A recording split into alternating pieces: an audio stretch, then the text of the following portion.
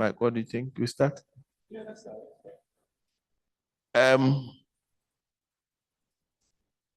No, you cannot be seen. I mean, nobody will be seen. Do you have?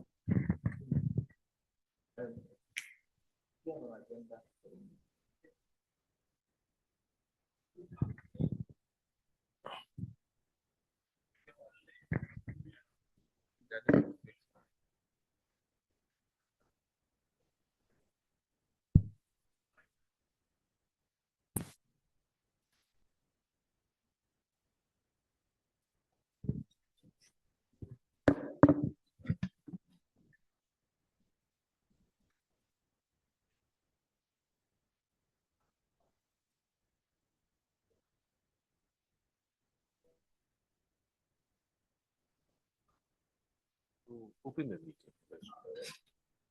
This is the outline, right?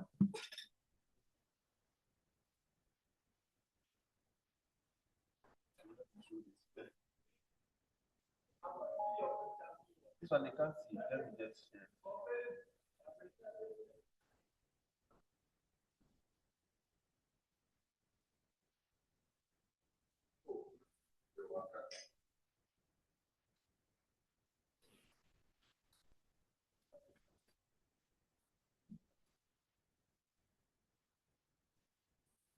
So, no.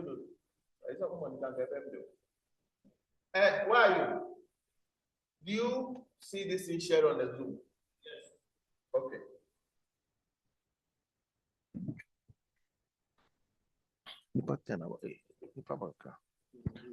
All right. So, good evening, colleagues, engineers.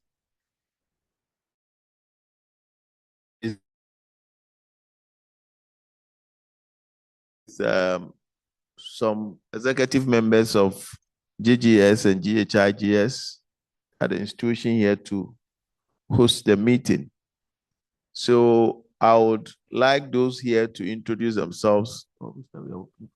Before I would do that, let's have a short opening prayer by Engineer Dr. Solomon Gidigasu. Shall we pray? Father, we thank you this evening for this opportunity to meet and deliberate on the affairs of Ghana Geotechnical Society and the Ghana Institution of Geosynthetic Society. We pray that, oh Lord, you come and have your way so that at the end we will give you thanks and praise. This and many more blessings we ask of God through his Son, Jesus Christ. Amen. Amen. Thank you very much, Engineer Dr. Gidigasu. So I'm here. My name is Engineer Odias. I said, President of the Ghana Geotechnical Society. I'll give the mic to the other colleagues here to introduce themselves so that you know the executives here in person. Thank you. My name is Michael Obeng Kunedu. I am currently the president of the Ghana chapter of the International Geosynthetic Society. My name is Engineer Dr. Felix Jojo Aye. I'm the vice president for both societies, GGS and GHIGS. Thank you. And I am Engineer Frederick Nimo, the treasurer for GGS and then GHIGS. I'm Engineer Dr. Solomon Gidigasu, the chaplain and then the rep for the northern rep of the institution. Thank you.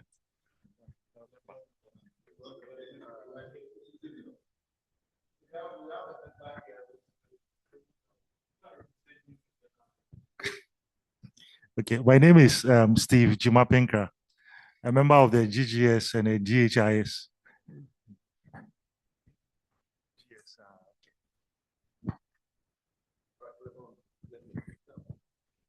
Thank you very much. I see, who is Kwesi's phone? I see Godfred online. I see Beta Johnson online. I see Suleiman online. I see Sam Nelson online. I see SEL, SEL online. I see Engineer Professor Ampedu also online. So I'm sure Anne is online, Uman is online. I'm hopeful that more will join as we roll along. So I'll ask Engineer Michael Obin Kunedu to just give us a small opening address, just a small opening address. Mike. Thank you very much. This is the first general meeting of the IGS and GGS. Our constitution stipulates that every year we must have at least 2 meetings.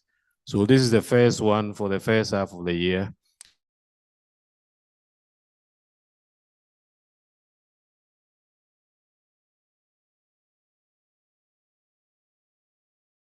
What's been going on, and then we will give feedback to members about what our obligations and other feedback is from the international societies that we represent in Ghana. So basically, after the last election we had, this is the first general meeting. So at this meeting, we'll present you an idea about what the schedule of activities is for the year, our local activities, which conferences are available for us to attend, and what our financial obligations are as organizations. So generally, it is just to catch up and inform ourselves. So we are all welcome. And the structure of this particular meeting is after we talk about the issues of money and this thing, then we will have a very nice technical presentation as a kind of a dessert. For this particular session, our technical presentation is on the state of geotechnical practice in Ghana, and it will be presented by our own Professor S.I.K. Ampedu. So in a nutshell, that is what we're going to do today. We hope we will all remain attentive. We will be expecting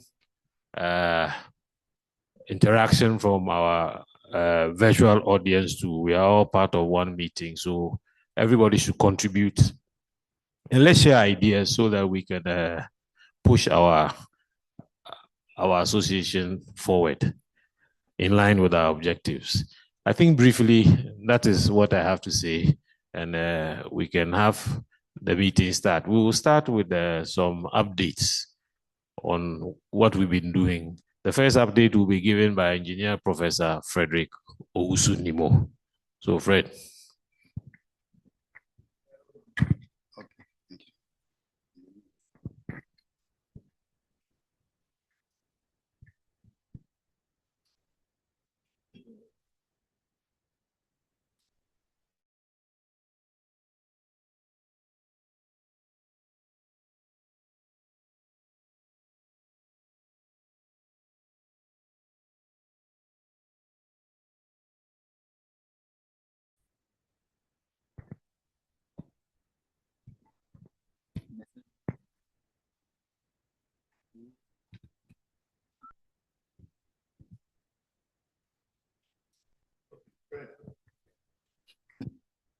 Okay, let's go to the next page.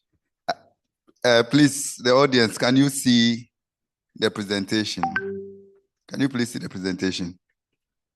I think they can see, right?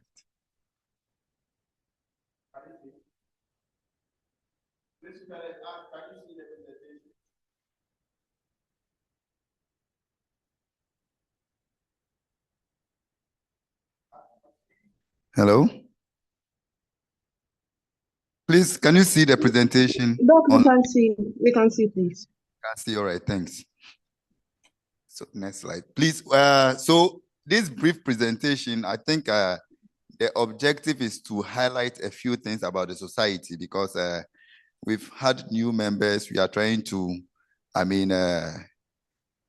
push to get more members into the society. So what we want to highlight is give some small idea about, the membership categories we have, what are the aims and objectives of our society, what are obligations of members, and then we will follow it up with the activities that we've planned for the year 2026. So I know you'll be receiving emails. You have JGS, GHIGS, and you are wondering what it's about. Is it one society? Is it two different societies? The fact is, these are two distinct societies: the Ghana Geotechnical Society and then the International Geosynthetic Society, the Ghana chapter. But the GGS is the local chapter of the International Society of Soil Mechanics and Geotechnical Engineering, whilst the GHIGS is the local chapter of the International Geosynthetic Society. So if you join GGS, you become automatic member of the international body, which is ISSM.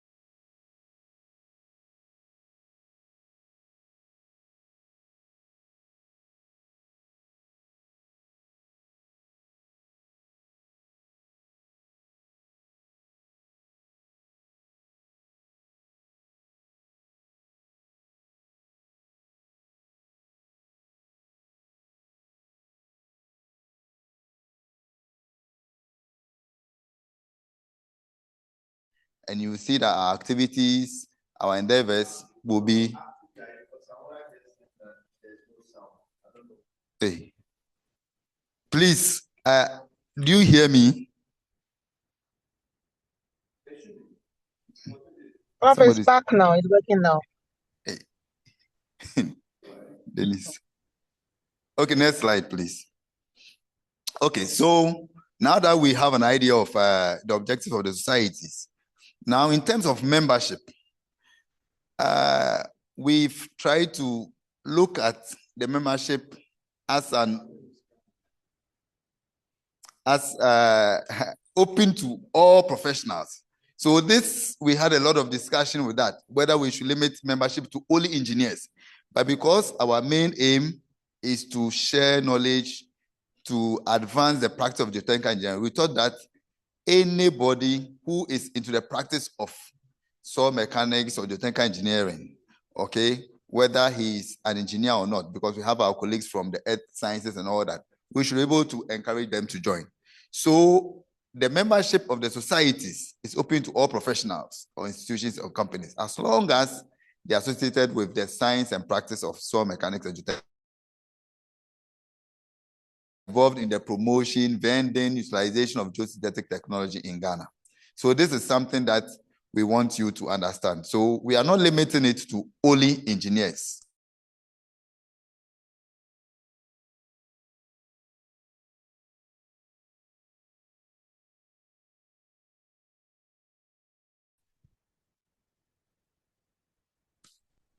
So when it comes to the categories of membership, because of what I just said, you will see that we have about 5 different categories. The first one is the institutional membership. So here we encourage companies, firms to, register as institutional member. And when you look at the amount of money we are charging, it's very small. It's also just to help us create a database and all that. So you will see what the dues are for institutional membership. But that is for companies or firms who are practicing geotechnical engineering or sell geosynthetic materials and all that. Then when you come to individual membership, these are the professional membership. There are 2 different ones. We have the individual one and then the associate membership. The first one, which we call the professional membership, is for those who are registered with GhIE, those who are real engineers. Then our colleagues who may not be engineers but are associated with the practice of the geotechnical engineering are associate members. Okay, so they are also members of the societies. But we try to distinguish just because we will be relating with the GhIE and we should be able to let them know those who are actually members of GhIE and not. So that is where the decision comes. But in terms of benefits, there is no real difference in benefits. Then we have the student membership. The student membership is open to only tertiary students at the undergraduate level. So if you have graduated and then you are doing postgraduate,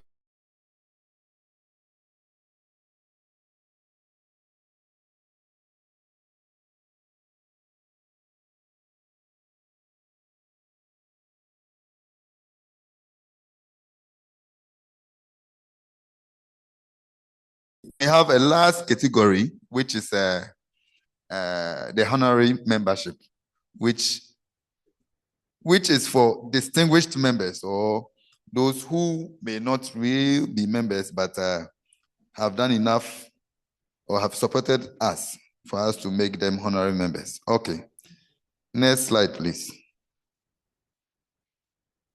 Okay, so after the categories, one of the most important things of being a member is to pay your subscription, paying your dues. That's one of the major things. In fact, we have many members, over 100. When you look at the database. But for us, it is those who are in good standing. They are our actual active members for the society. And those are the members that we send their names to our international bodies, because we have to pay dues for them at the international body. So if you don't pay your dues locally here, we cannot. When we go to ISSMG, they will count our numbers. If we say we have 40 members, they will count the 40 members and then bill us for us to pay. So for us to be able to meet those demands, we need our members to be paying their subscription. And then the subscription is annual. Okay, so it's due at the beginning of every year. But of course, because we have to report to the international bodies, usually we want to be able to get our dues paid by the end of the first quarter, okay, by end of March, so that we can report it. Now, currently we have 25 members who are in good standing for GGS, 23 members who are in good standing for IGS, GHIGS. So at the end of this month, if you are reporting, those are the number of people that we would want to report, because they are going to bill us for it. So we will encourage members, we can still wait a little. We encourage members to try and then honor their obligations. And the way we've agreed is that if you owe dues for the previous year, and then let's say 2026 you don't pay, 2027 you don't pay, you come 2028 to pay, we will calculate from 2026 for you to pay. So we will still be taking note of your arrears. So it's better you pay the subscription yearly so that you can get the full benefit of being a member of the society. Okay, next slide, please.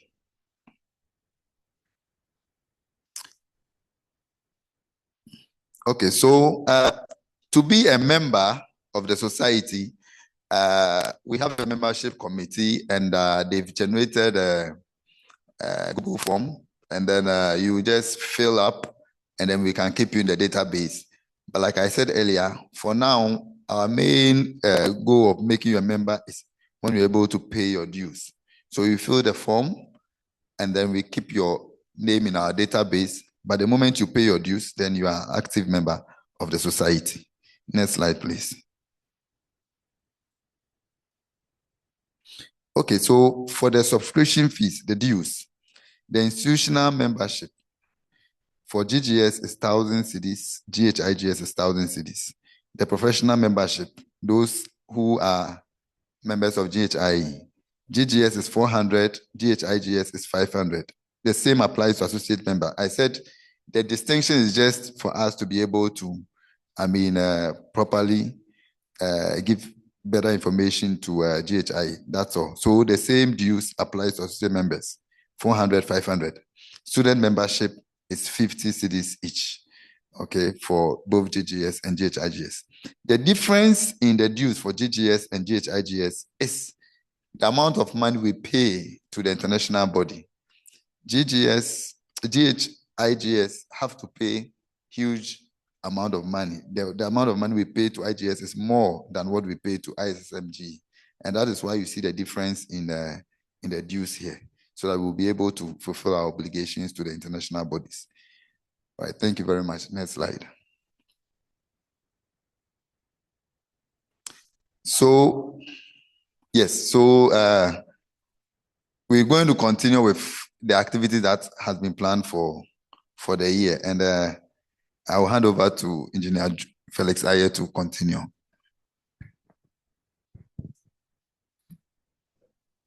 Yeah. Thank you very much, Fred. Okay, we have set up a public image committee, which is tasked to come up with a website for our society, the two societies. It will be one website for serving the two societies. It's currently under construction. The last time we used the website was active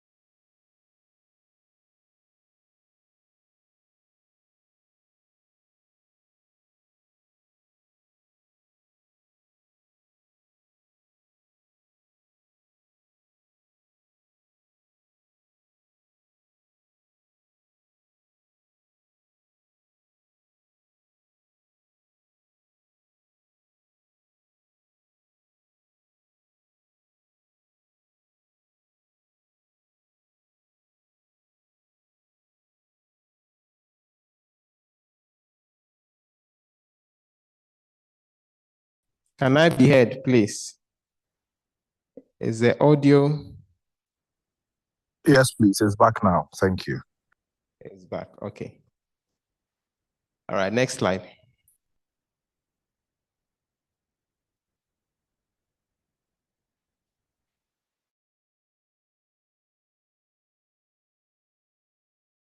Have the secretary, Samuela, as the chairman for this committee. She'll be working together with Professor Nimo, and all of us are actually supporting her in this membership drive. The objective of this committee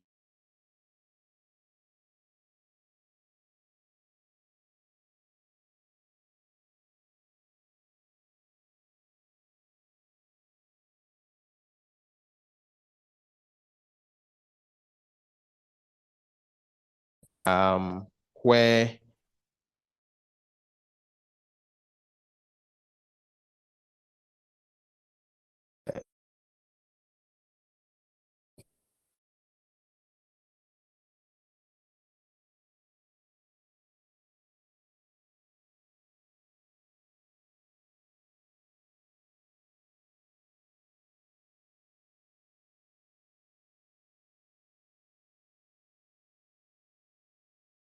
we are starting with KSTU and Sunyani TU, and we'll also add, I think, UNE. Then that's for the northern part. The southern part, we are looking at ATU, Accra Technical University, and Koforidua, KTU.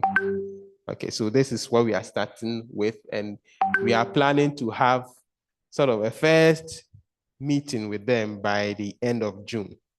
That's the plan for the membership committee. Next slide, please. Joe. Okay, now let's move to the program for the year. We have shared this already with members, but we are going to discuss it now here. In January, we had a Macaferi training workshop. This was held in KNUST on slope stability in rocks and its mitigation. This was a practical workshop, which was, we had the resource persons from Macaferi, South Africa, who came to give us the use of geosynthetics for slope stabilization,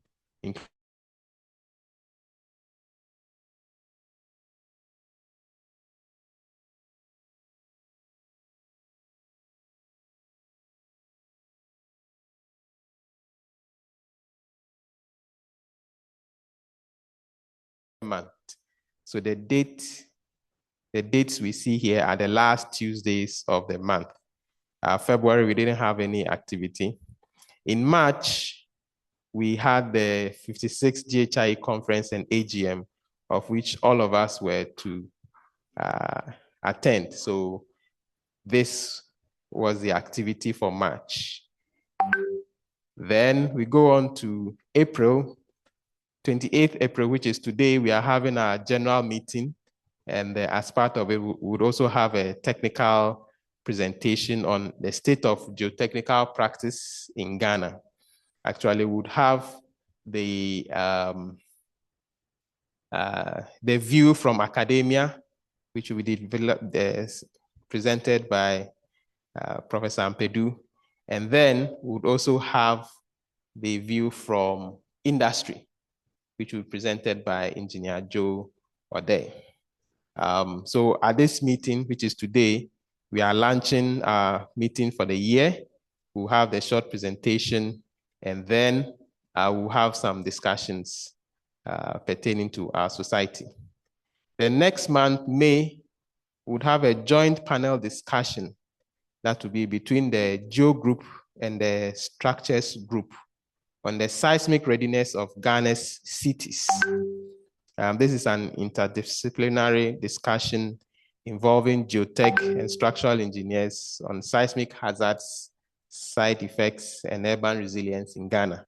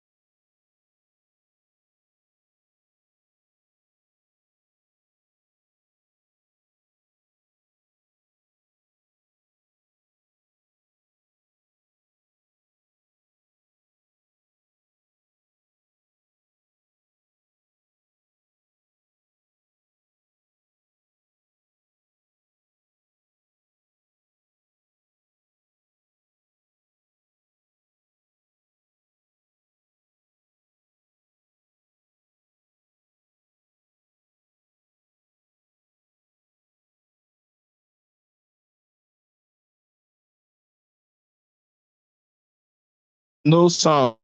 No sound. Zoom, no sound. Okay, we'll work on that. We'll work on We that. didn't hear anything for like 10 minutes. Hey.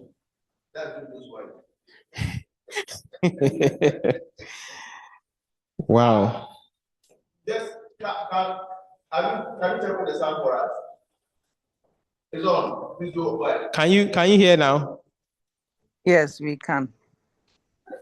So okay, I'll go over the from July. Okay, so in July, there'll be a mini conference organized by the Civil Technical Division, of which the Geogroup is part, and will be presented.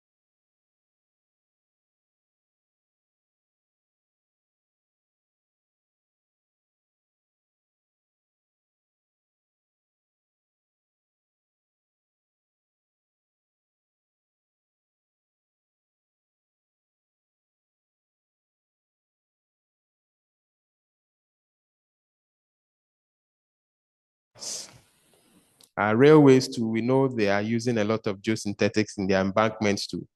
So it will be a very interesting time in September. Then next, October, there will be no activity.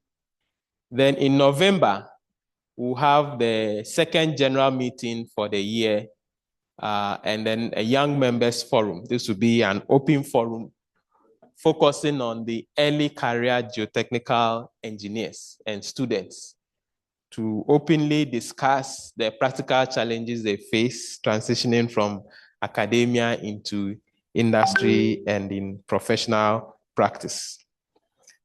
In December, we'll not have any activity. Then we'll continue on to, what was that all?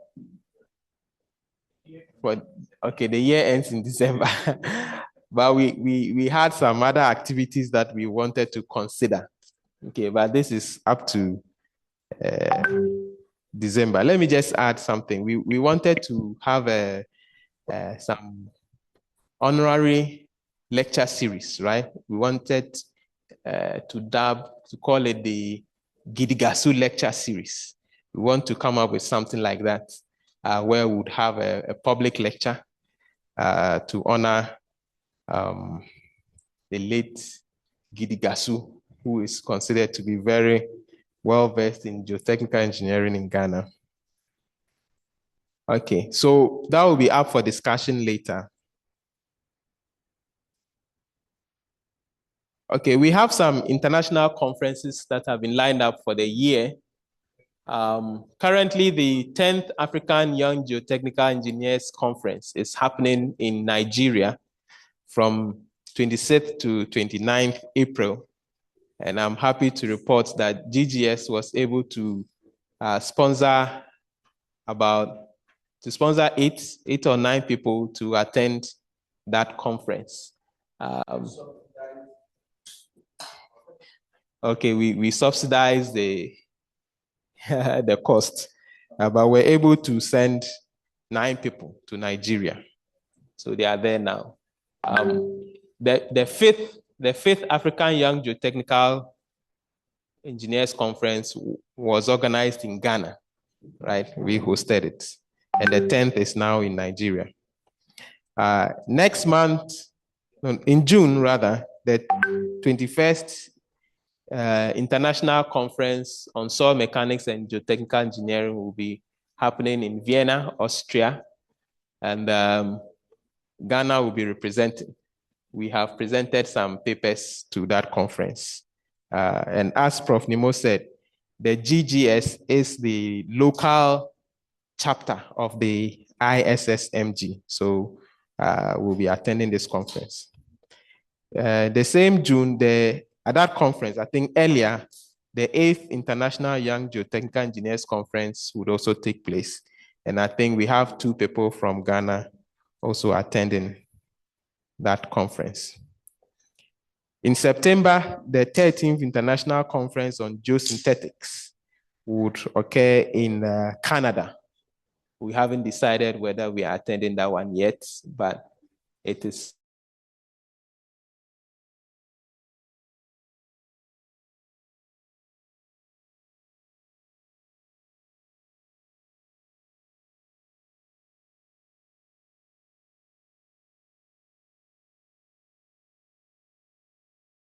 third was in Accra, the Geo Africa, I think the third one.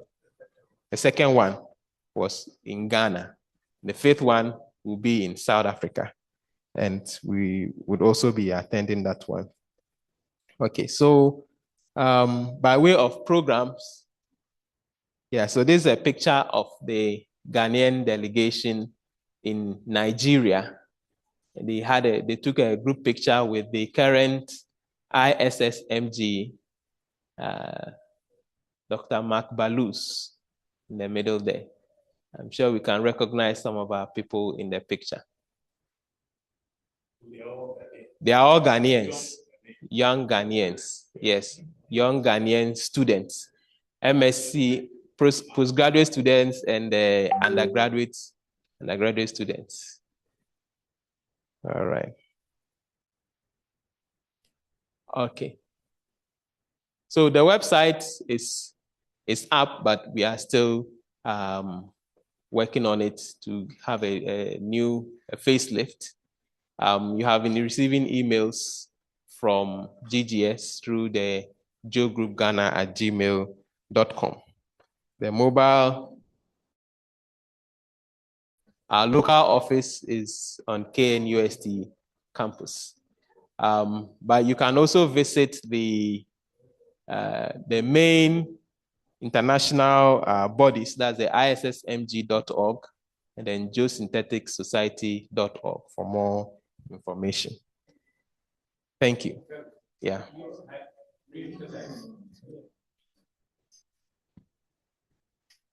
All right. Thank you very much, Engineer Dr. Jojo Aye and Engineer Professor Nimo for the presentation. We will move on to the next item on our program, which is the interactive session. I'll hand over to Engineer Michael Benkunedu to lead this session. Thank you very much. I think what we've tried to do up to this point is to tell you what our obligations are to the local society, our obligations to our international partners.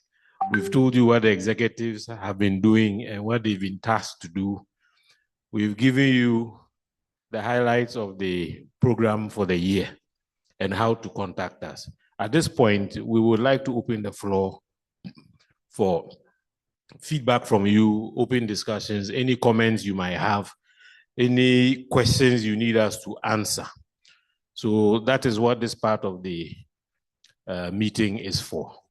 So all you need to do is, if you are here, you raise your hand, I will give you the mic, and then you can ask your question or make your comment. If you are online, you also raise up your hand.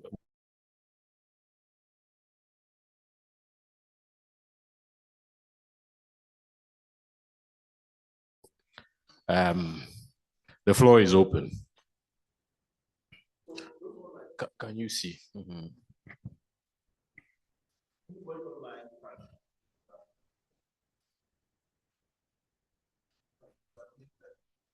Anybody online can please.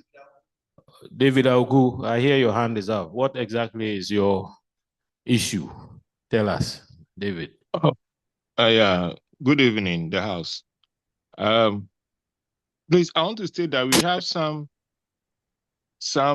I think, lecturers and students from ATU on the attending this. So just for their presence to be acknowledged, and for the students, so that we are aware that we have students among us. Thank you. Are they currently attending this meeting?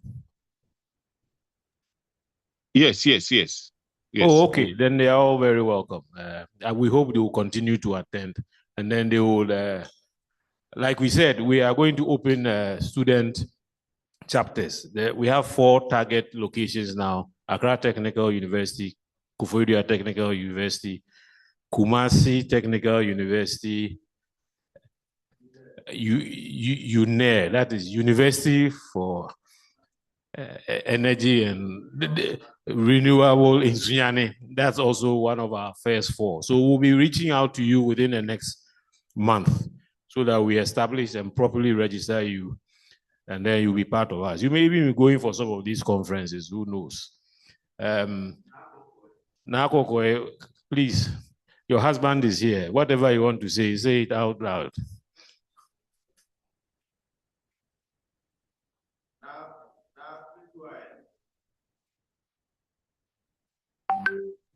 Yes. Mine is with regards to the membership drive, the students' membership drive. My question is, how do we intend to keep them? Is there a plan? A plan to keep for the student membership? Thank you. Yes. Can you please restate your question? It's not too clear. Yes. So do we have any activities that involves the students that will make sure they actually stay when they come? Because I'm in a lot of groups and we normally do these membership drives, but what I've realized is after we get the names and their email address, it ends there. That is it. But is there a plan to keep them in the society? And I think I didn't hear that in the presentation. That's why I'm asking.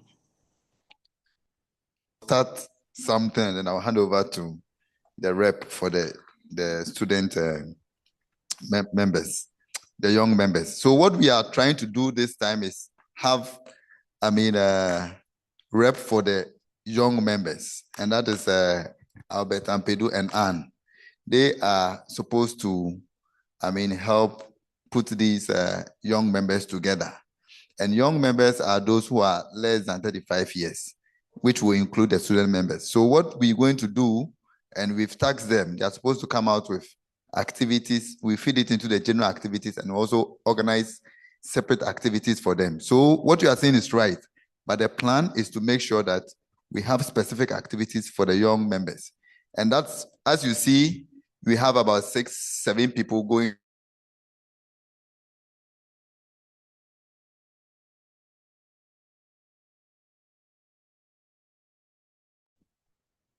Please, the sound is off again. Okay, is it back?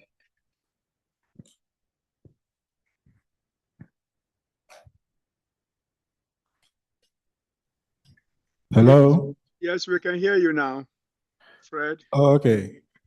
Yes, now, I think that Prof. Nemo highlighted the main points, but what I would just wanted to add is, firstly, we don't have a well-structured database of the student membership. So I think the first thing we need to do is to at least go to these institutional reps and get these student clubs or memberships well organized. Then we have a full list of their database. That is first. And just as Prof. Nemo said, we need to organize such conference, such as the Nigerian one.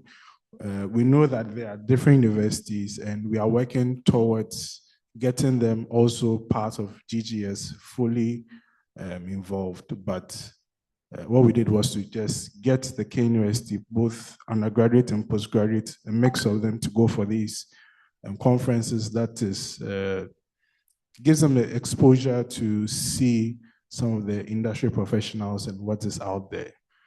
I think that eventually we will come up with a more elaborate plan. But for now, we are just trying to build a database of all the student membership we have, then we'll take it from there. So it's well noted, and yeah, thank you. Okay, thank you. And I would like to add that, you see, we mentioned that we are the Ghana chapter for these international societies, the ISS, MG, and the IGS. By being members of the Ghana IGS and then the GGS, these students and other young members gain access to the resources that these international organizations have. And they also can benefit from programs that may be organized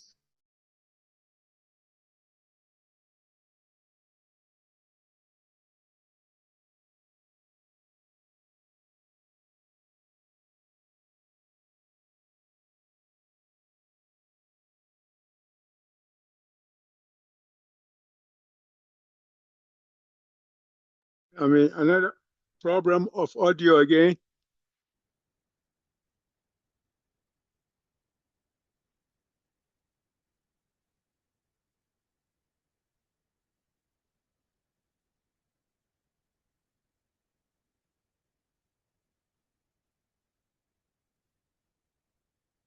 So you hear from us when the competition time is up.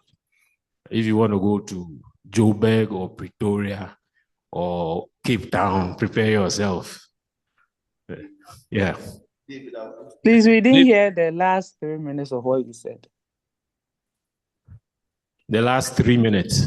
Yeah, all we heard is Joburg, prepare yourself. Yeah. So we don't know whether it's a conflict or we should take guns and knives. Don't worry. We're saying that the opportunities for young members also to travel to some of these conferences, and we will select those who go through competitions, which will be organized locally. Thanks.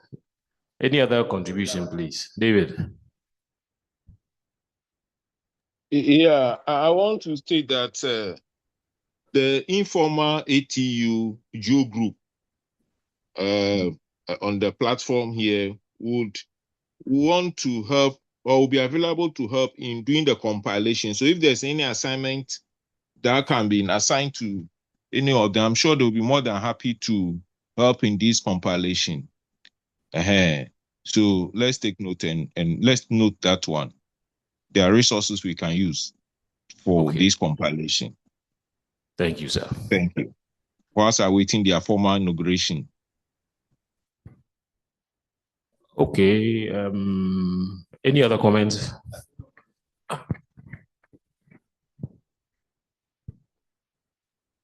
Yes, thank you very much, Chomenya Michael. So my question is, who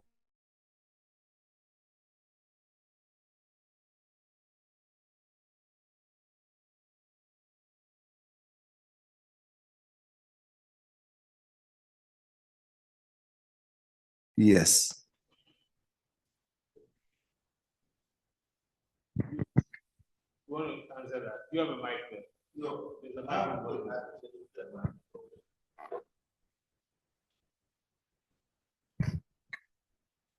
Right.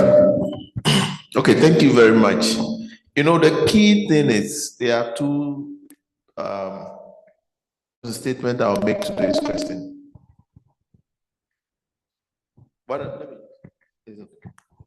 All right. The first one is the international recognitions, because the Geogroup here, that's the GGS and the GHIGS, they are affiliated with the international societies. One of the benefits is the pool of resources. I mean, countless resources in the geoenvironmental, space. You get them?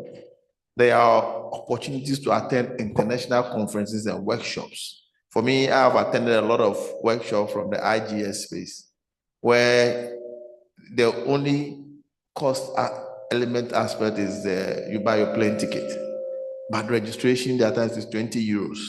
You see, You meet a pool of practitioners, lecturers from the research institutions coming to share knowledge on subject matters. So it's also an opportunity to develop your capacity.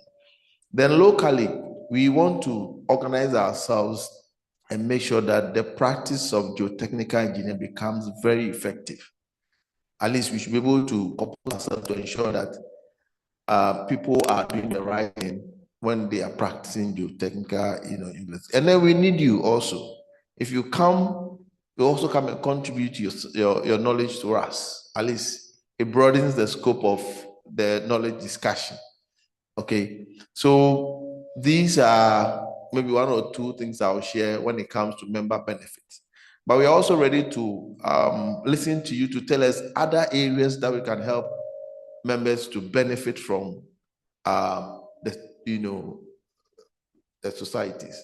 So if you have some, you can also share with us. That's fine.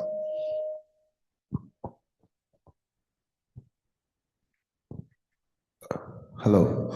Okay, so thank you very much. And I asked this question because of our professionalism and practicing in a way that once you belong to a group, you need to show commitment to it.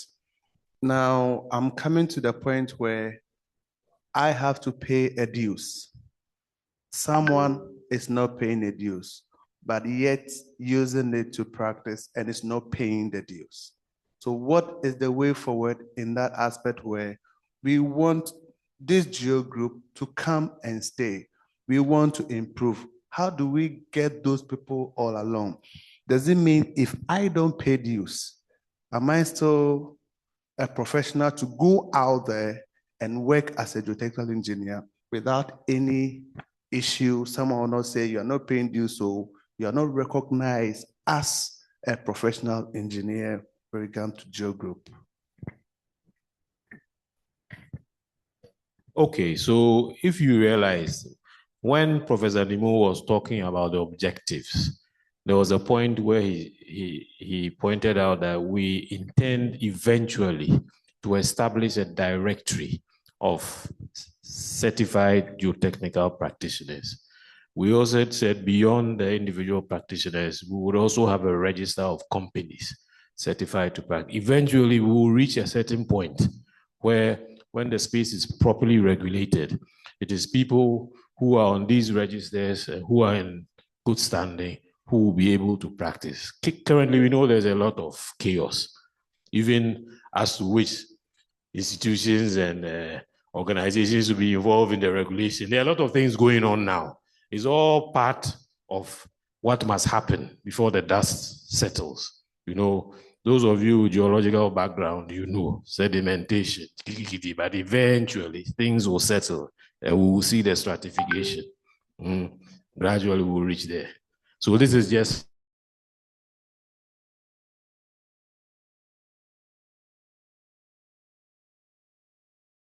So my concern is about the student chapter. We students would like to get a hands-on experience. Most of these student chapters, we just join and you will just be receiving these notes to read. Meanwhile, the experience that you actually need, you don't get. So you would want to get this experience by mentorship programs and then other ways. Thank you very much. Super. I think that's a very good call. So well noted. Okay. I think Mike, we will end up with our interactions here. We'll go on to the second. Mickey, we'll go on to the second stage of our program.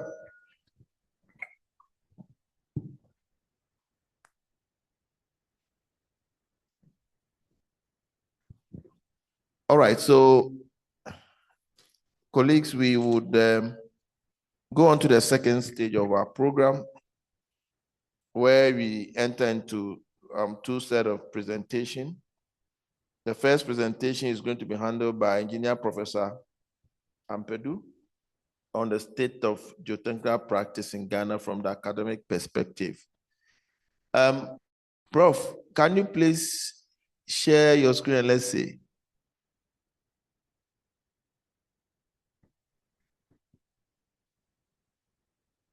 Prof. Ambedu?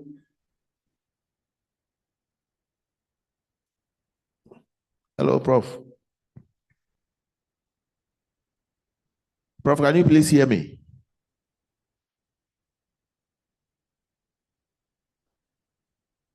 Hey, sorry. Engineer Dr. Kwesi Chinibua, your hand was up. Can you please come up with your question before Professor Ambede comes in? No, Engineer Dai. So okay, I was too late to come in, but anyway, thanks everyone for showing up here. Yeah, the question, I had a comment to follow up with what Engineer Konedu Obin was saying about the question that the gentleman asked concern how do you get people who are not registered professionals work or practice geotechnical engineering. And in my opinion, I believe this is a question more for the GhIE and the council rather than the GGS or GHIGS. So yes, I think it's a good idea for you guys to go ahead and have a record of registered and those who've paid their dues and all that available. But you guys, I don't think, you may want to check your constitution or bylaws whether you have any what do you call it, enforcement or things like that to be able to enforce somebody is not practicing, somebody is not registered engineer but is work of practicing and things like that. And I think this is an opportunity for GGS and GHIGS and all that members to help more to educate GHIE, work in collaboration with GHIE and the council for that matter. I'm still trying to get a better understanding about how some of these things are enforced in Ghana. But, I told Engineer Odai a while back, I'm a registered professional engineer in Florida and other states. And every month I get a newsletter which tells me those whose licenses have been suspended, revoked, and things like that for kind of violating the rules and principles of the laws, the bylaws, and things like that. And so we just need an enforcement action. And if we don't have that, it's not going to work. So that's a comment I wanted to make. And then the question I had for you guys, mostly for Dai and others, about, I know you showed the conferences that's going to be happening this year and also next year, especially the ISSMF conference that's in Vienna, and also the GeoAfrica, the IGS in Quebec, in Canada, late this year, and then obviously GeoAfrica in South Africa. How are we going to get members, and especially now that we want to recruit, that is student members, how are we going to get them interested to submit papers, not necessarily attending a conference, but submit papers? I recall the conference in Morocco. Denise was a kind of a student member and won an award and all that. So those are one of the ways we can use to reach to the students that we are trying to recruit and things like that. So those are some of the comments I have. Thank you. Thank you very much, Doc. Comment well noted. Comment well, we are very grateful. Prof. Ambedu, are you please ready? Can you please share your screen?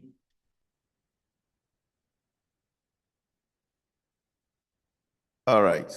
So you can roll the ball. Prof, can you hear me? Hello, Prof. Prof, please, can you hear me? He's on mute. Okay, now he's okay. Is it okay now? Yes, we can hear you. All right, now So let me go. you can put the presentation mode and then let me share. Can you please, can we project Professor Ambedu's presentation? He's sharing his screen. What do you want me to do? I should go off, right? Okay. All right, that's fine. Mhm.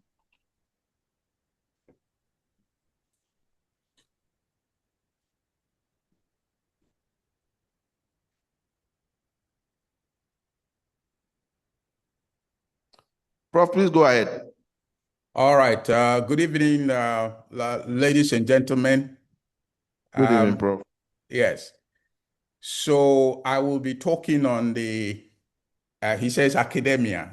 So I will talk about the maybe the education aspect of the geotechnical engineering practice. And but I will make comments on the other aspects because they are very closely intertwined. These are the components of geotechnical engineering practice. You will see that the geotechnical engineering practice, you start off with your engineering education.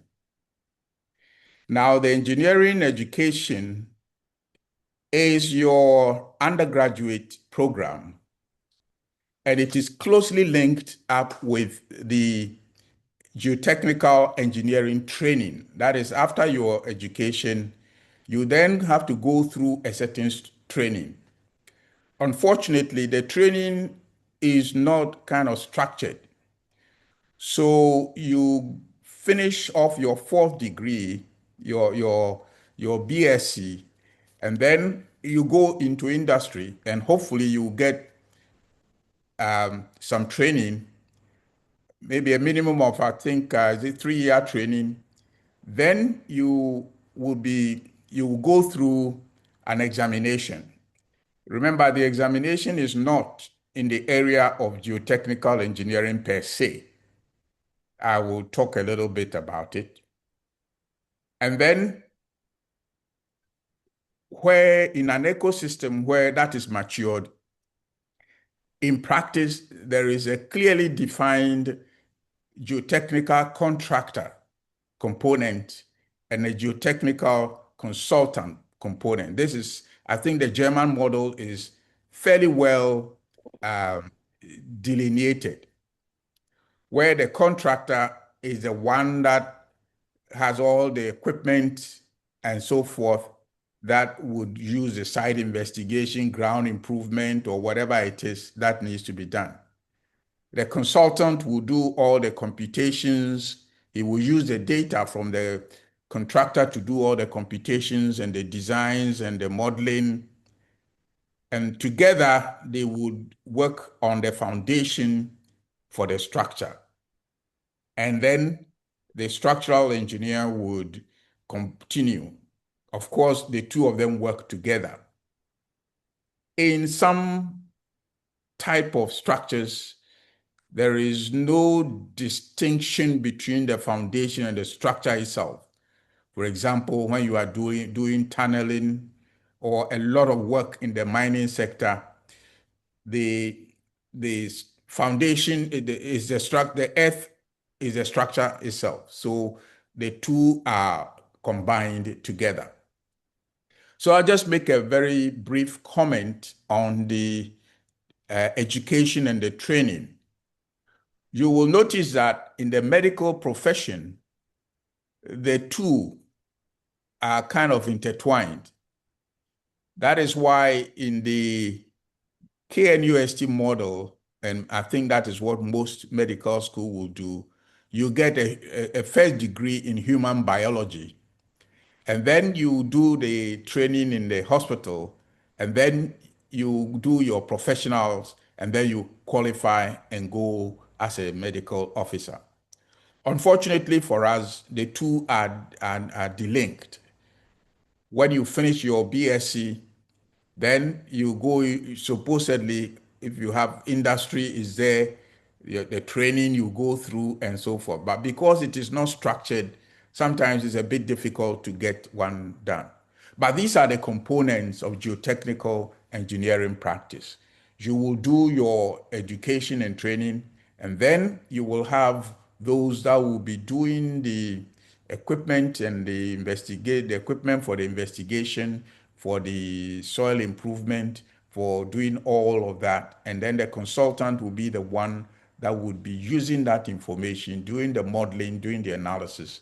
And together, we then work and provide a foundation solution on which the structure is built.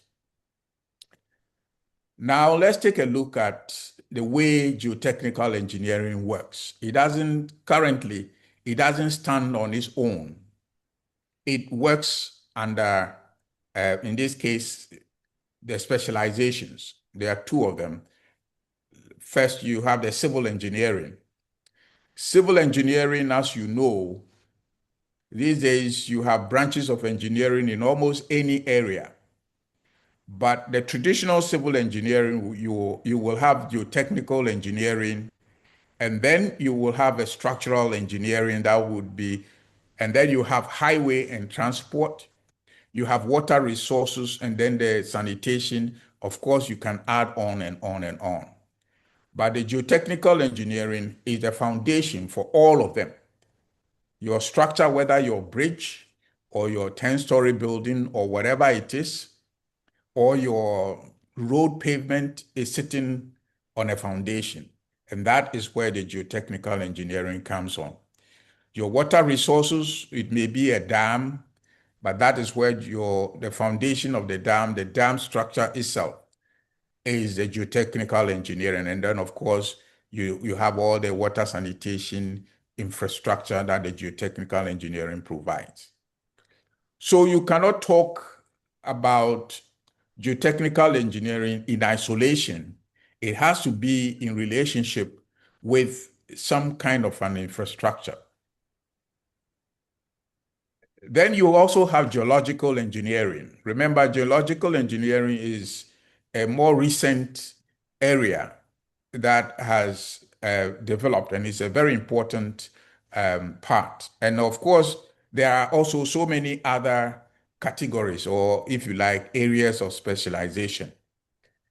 You will have those that would be looking at the hydrogeology, then the mineral resource, and then those in the geology proper. But you also then have those that will be looking at the geotechnical engineering. So you will see that you will come to geotechnical engineering from also when you enter through geological engineering. So that is where we are coming from. And the next question is, where do you get the training in the civil or geological engineering programs? I just did this from the GTech website. So I hope they are current, but it was just this morning. So if the website is correct, then the information that we're getting is that, of course, we have 7 national universities and 10 national technical universities. Of the 7, 3 of them are running BSc civil engineering programs. And then 2 of them are running BSc geological engineering programs. Then you have the other types of the B undergraduate programs. You have the BEng, one national technical university is running. Then 7 of them are doing the BTech. There's 1 of them still doing the diploma. And then 7 of them are also doing the HND civil engineering. So the training, in other words, the academic training, these are the institutions that are running these programs. I will not go into the private tertiary institutions yet because it's difficult to get a lot of the details of the programs. Now let's take a look at the geotechnical engineering institutions. And I think the last point that our senior brother mentioned is here.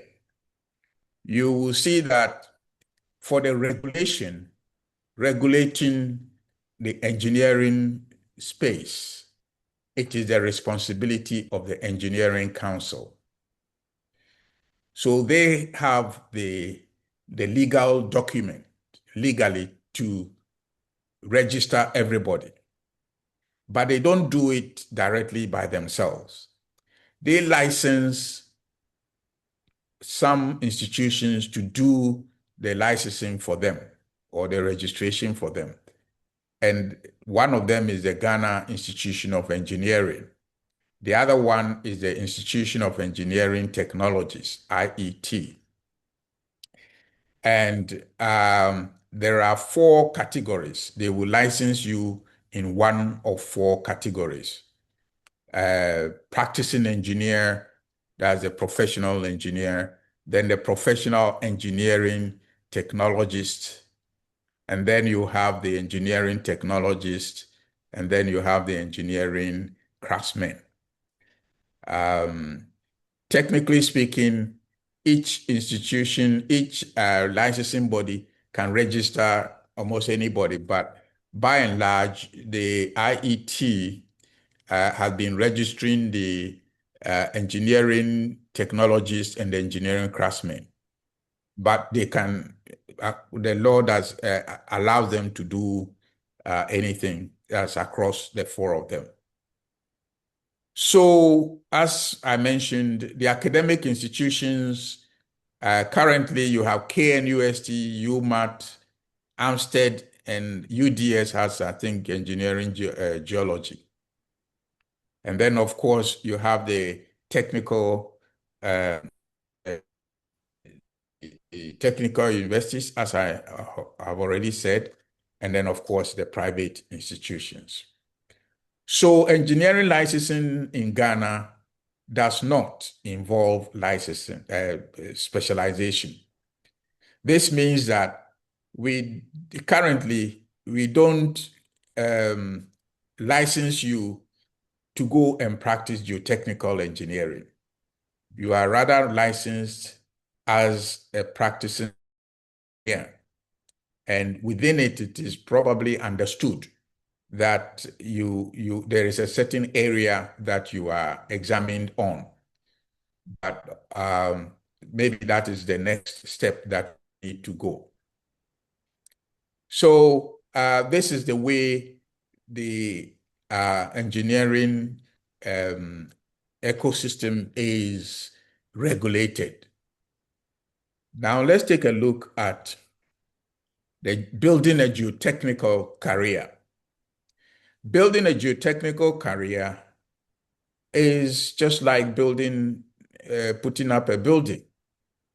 You need to have a foundation. All the courses, programs at the universities and technical universities that I mentioned, I have tried to put them down as a foundation. You have HND engineering, diploma civil engineering, you have the BSc, BEng, civil engineering, you have the BSc geological, BTech, and so forth.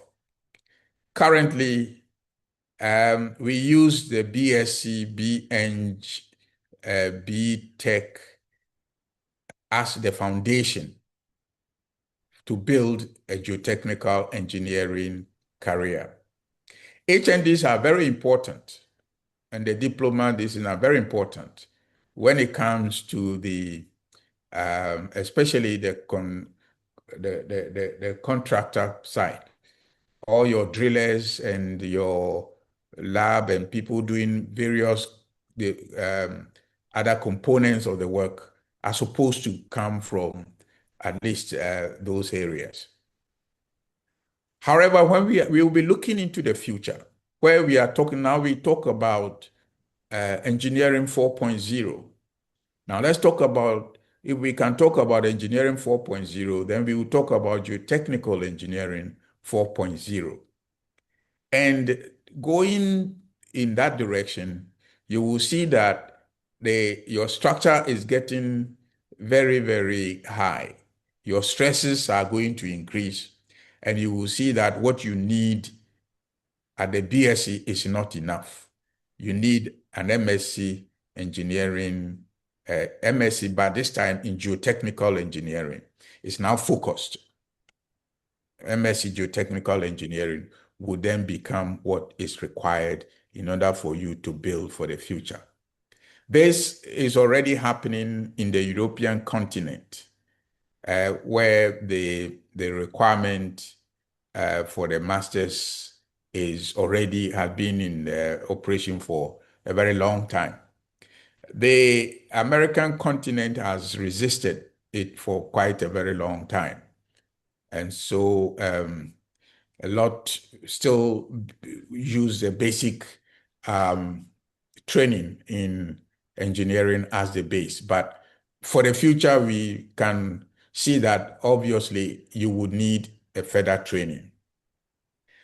Now, there is an example of this, and that is the Singapore, where their Professional Engineering Act, which is quite similar to what we had here, because we all copied from the British. They have moved on, where now they have the specialization, where you can specialize and be granted a license as a geotechnical engineer. So there, the requirements are what I have put out there. You would you need an MSc or a PhD, or you need to sit for an examination and practice. But a few other things that you need to know in order to be able to pass the geotechnical engineering program. So this is an example of the geotechnical engineering 4.0. And that is what is going to be the foundation for the future. So let's take a very quick look at the numbers. And you know, numbers are very difficult to get in Ghana. The GhIE doesn't routinely collect data on specialization. They will rather collect data on civil engineers. But how many are in structures? How many are in geotech? How many are in water? I don't think they have that information. At the last presentation, I think I did some putting one or two things together, and I think my conclusion was that we have about 24,000 engineers in Ghana, and the population is 34 million. So if you do the math, it means that for every 100,000 people, you have 72 engineers.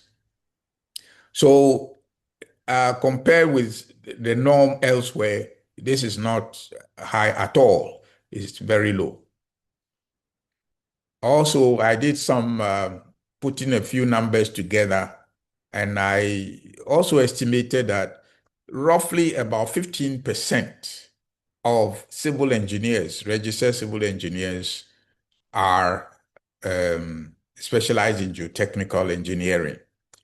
If that, based on that estimation, we can say that on the average, probably we have about 650 geotechnical engineers in Ghana. So if we use that as a basis, then I think Prof. Osunimo and the rest, your work is cut out clearly for you. The numbers that we should be recording are probably far, far lower than what we are getting now, far, far lower than what we should be recording. So in order to, let me just repeat a few points here so that I can conclude. Currently, geotechnical engineering practice is founded on our BSc, BEng, BTech in civil or geological engineering. However, for the future, geotechnical engineering 4.0 will require an MSc degree in geotechnical engineering as a foundation. And also, there is a need to restructure the geotechnical engineering practice currently in Ghana so that we can clearly distinguish between the contractor and the consultant. And I think that is what the president was talking about, that the dust needs to settle. But we need to make some clarity here. Of course, we all know the environment in which we live. Remember, the contractor is dealing with equipment, is dealing with soil, is dealing with material that the Ghanaian can see and feel. The consultant will be dealing with data and knowledge. And remember, our people don't think those things are important. In fact, they look down on knowledge. They would rather pay for a bag of cement than pay for a consultancy that will reduce the need to even use the cement. So with this as a few comments, I will bring my presentation to a close so that Joe can take it off from there. Thank you. Thank you very much, Prof. Ampedu. We are so grateful.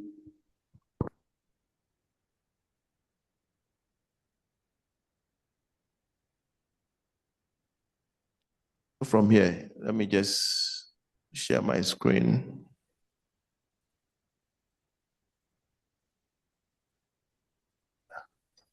I'm sharing my screen.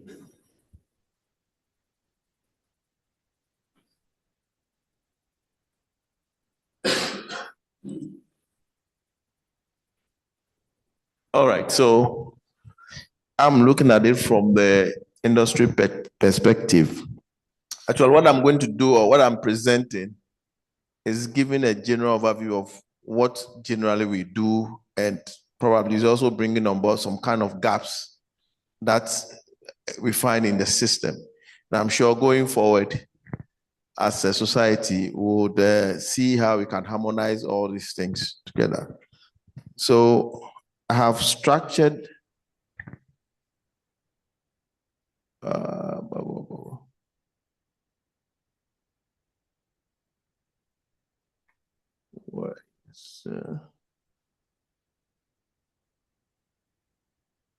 okay. So I've structured the discussion into 4 areas where we have technical practice issues, operational context of our practice, and then the regulatory perspective or framework, then a way forward. So when we get to the way forward, I was a bit blank in my head. I got only 1 or 2 things, then the rest you discuss and tell us the way forward. All right? Okay.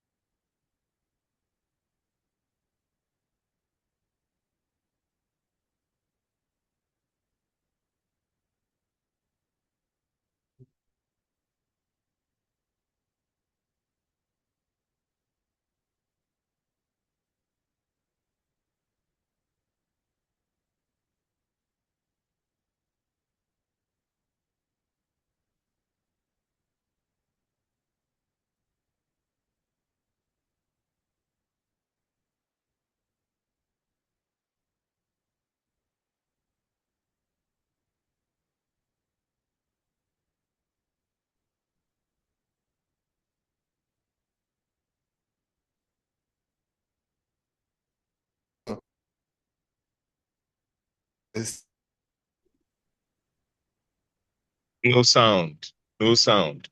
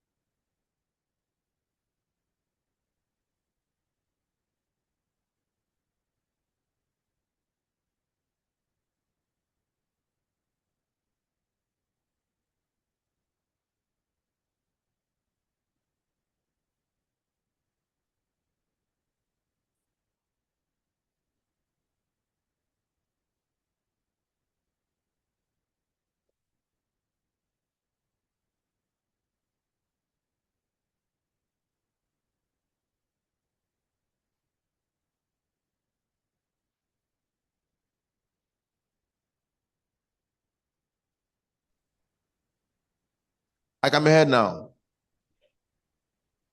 Should I go on? Yes. David, can you hear me? Yes, you are now coming on. We Yeah. didn't hear you from the beginning, so you need to start all over. Yes. All right. Okay. So I think I'll start from here. I said that I have structured the discussion into to four main areas. We'll look at it from the technical practice perspective, operational context, and the regulatory aspect of the practice, and then the way forward. Then I just started with this one. I said in our line of work, we conduct field work, which is part of the site investigation campaign.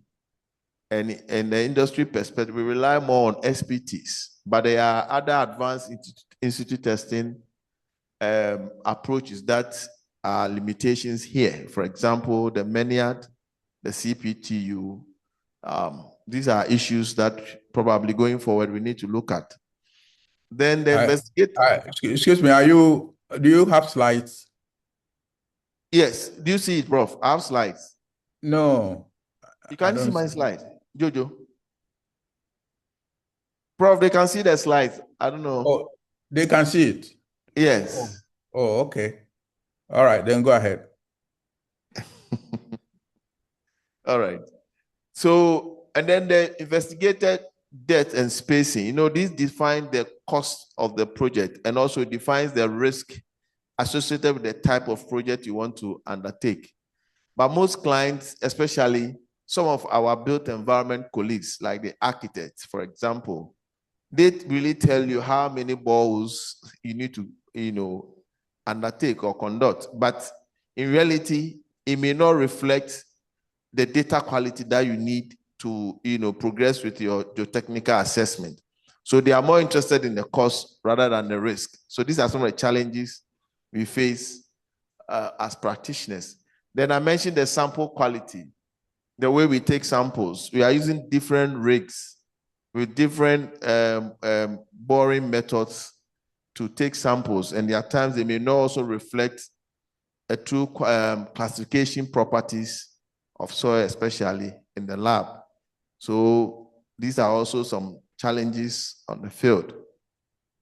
Then the limit use of geophysics.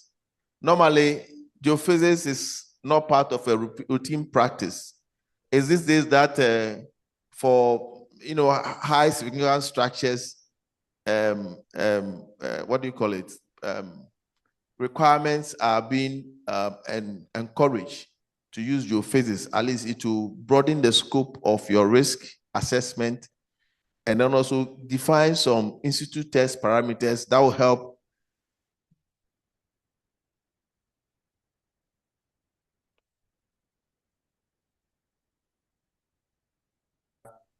in the seismic context. You need some geophysical information to do that. But the use is a bit limited. If I say limited, it means that it's not all the projects that normally people push for, unless there is a push. I know that some of our colleagues who are on the normally who sit on the application principles at assembly, they push the agenda that we should employ geophysics as part of the whole geotechnical campaign from which is good, so that you can get in situ testing results. Otherwise, we'll be doing a lot more empirical correlation and things like that. And then logging issues. This is, I think, goes to all of us. At times, some of us have become a bit lazy. We think we are senior engineers, so we leave these logging things to even the drillers or technicians to be doing the log. And these people technically may not be trained.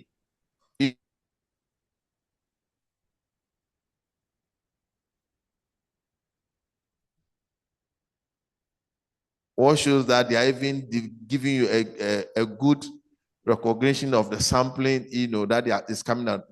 At times, the key thing is that you have to rely on laboratory testing to try to restructure your log again.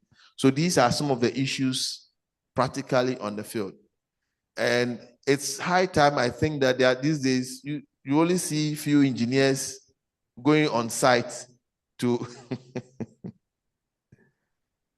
All right, so, and then for site investigation, when it comes to parameter selection and characterization, we rely more on empirical correlations. We use the SPT to determine some strength parameters of soil, okay, etc. And then laboratory testing. We also rely on basic index property tests, okay. These days, I don't know the frequency of taking undisturbed samples to determine your consolidation properties and triaxial testing and things like that. So it's basically more on the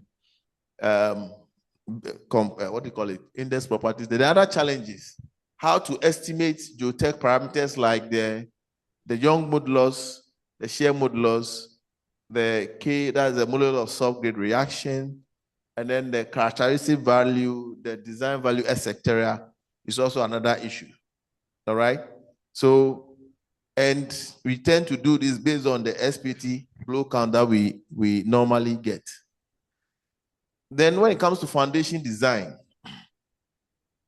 we are relying more on the prescriptive method, where we tend to use the SPT versus SPT blow count with charts.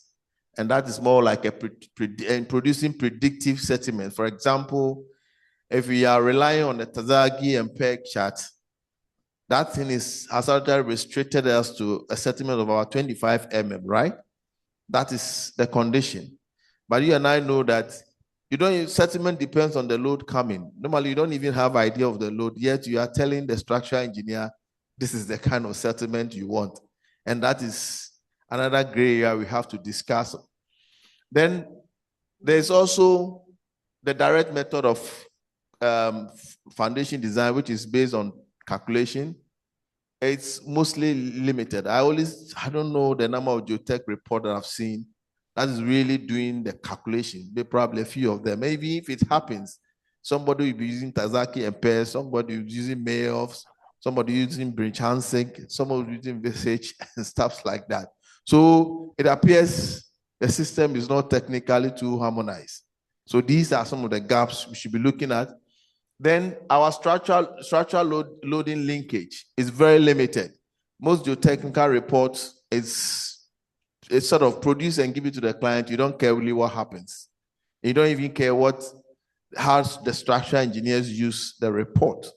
Okay, so there's a link between the geotechnical discussion and then structural discussion, so that you don't even know the structural loading coming, which the loading also affects our bearing capacity aspect of the foundation. So it is very limited in most reports.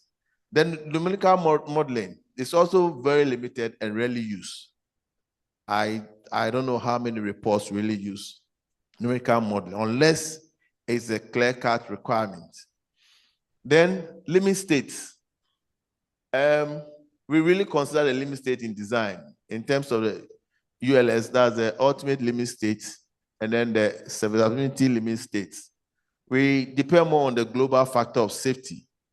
Okay, so these are another areas if we really want to get more into geotech design, we have to be thinking about. Then foundation excavation, your report, you've done your design and it gets into the construction stage. I really see the deployment of geotechnical validation during the foundation excavation. Clients or consultants don't really call the geotech engineer back to validate the ground. It's on rare occasions, unless I'm sure they have done excavation and they try to see some challenges. Then it's likely they'll pull you out and say, look, you did this, come and confirm before we go on. But it's normally rarely, undertaking. But we need to have a validation report on foundation during the construction stage. It's very important. Then the watering. I also believe that there's a really geotechnical involvement in the watering projects or programs during construction. And when it comes to earthworks, we should be more interested in specification and supervisions. I don't know how many geotech practitioners are really asked to provide specifications and supervision when it comes to earthworks. I don't know where at times they get it and put into contract documents, either cut and paste somewhere, and that's it.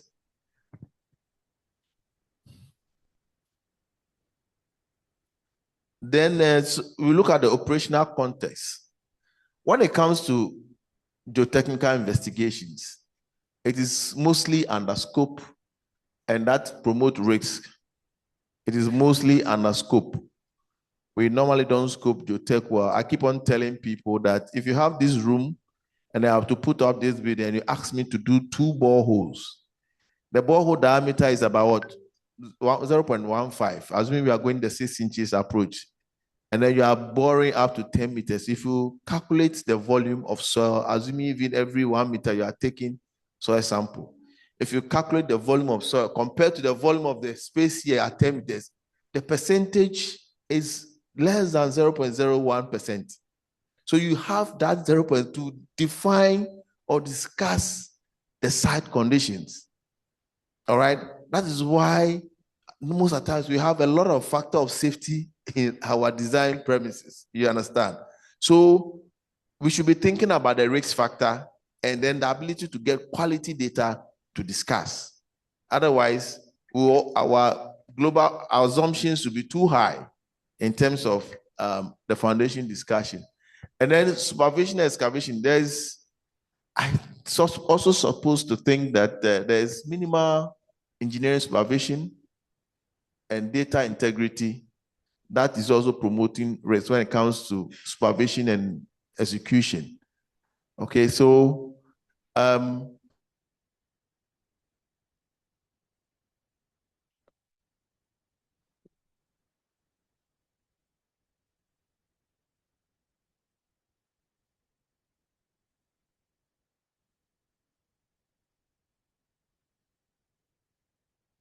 aging effects, we have some, most equipment in this country have aged. I'm sure the equipment now, it should be minimum 5 years. Okay, or Mike.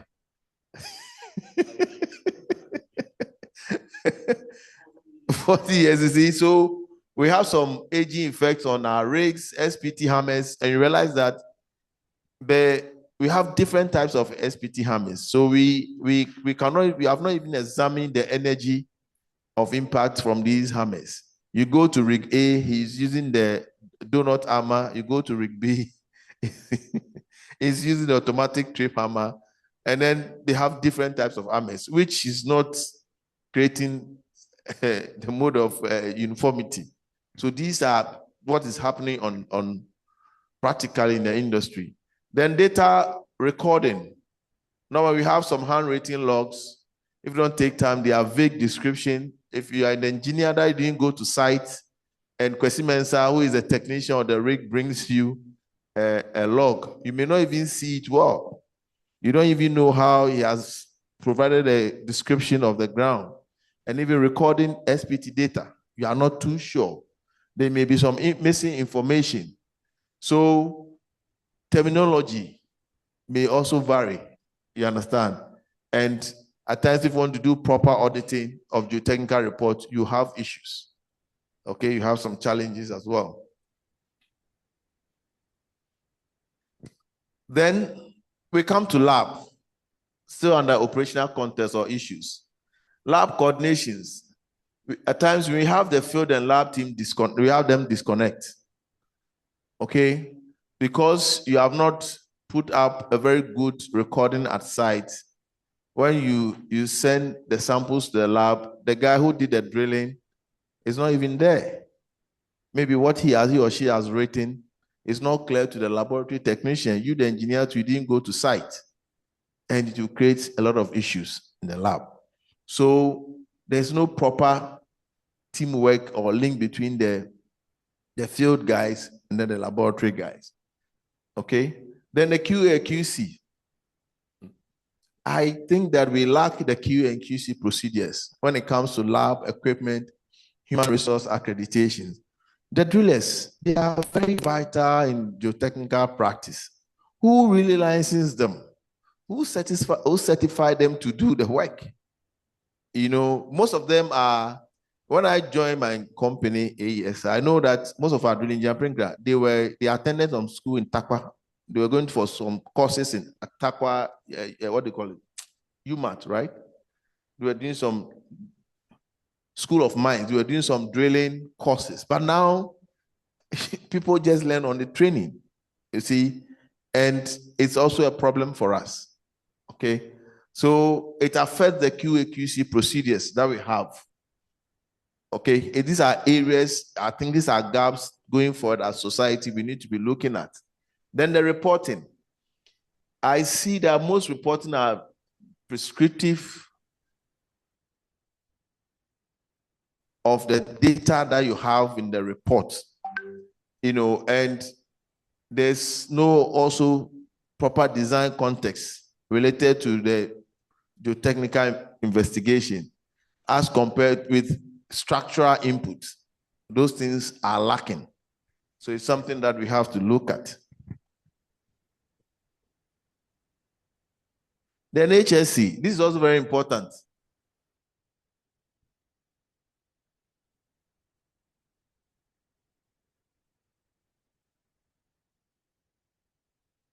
Like in the mines, you know, they will really require you to be in good PPE. Even if your equipment is aging, you cannot take it to the mines.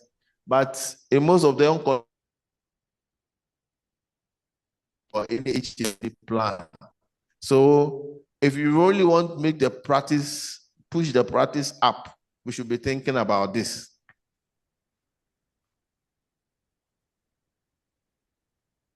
Then let's look at the regulatory perspective.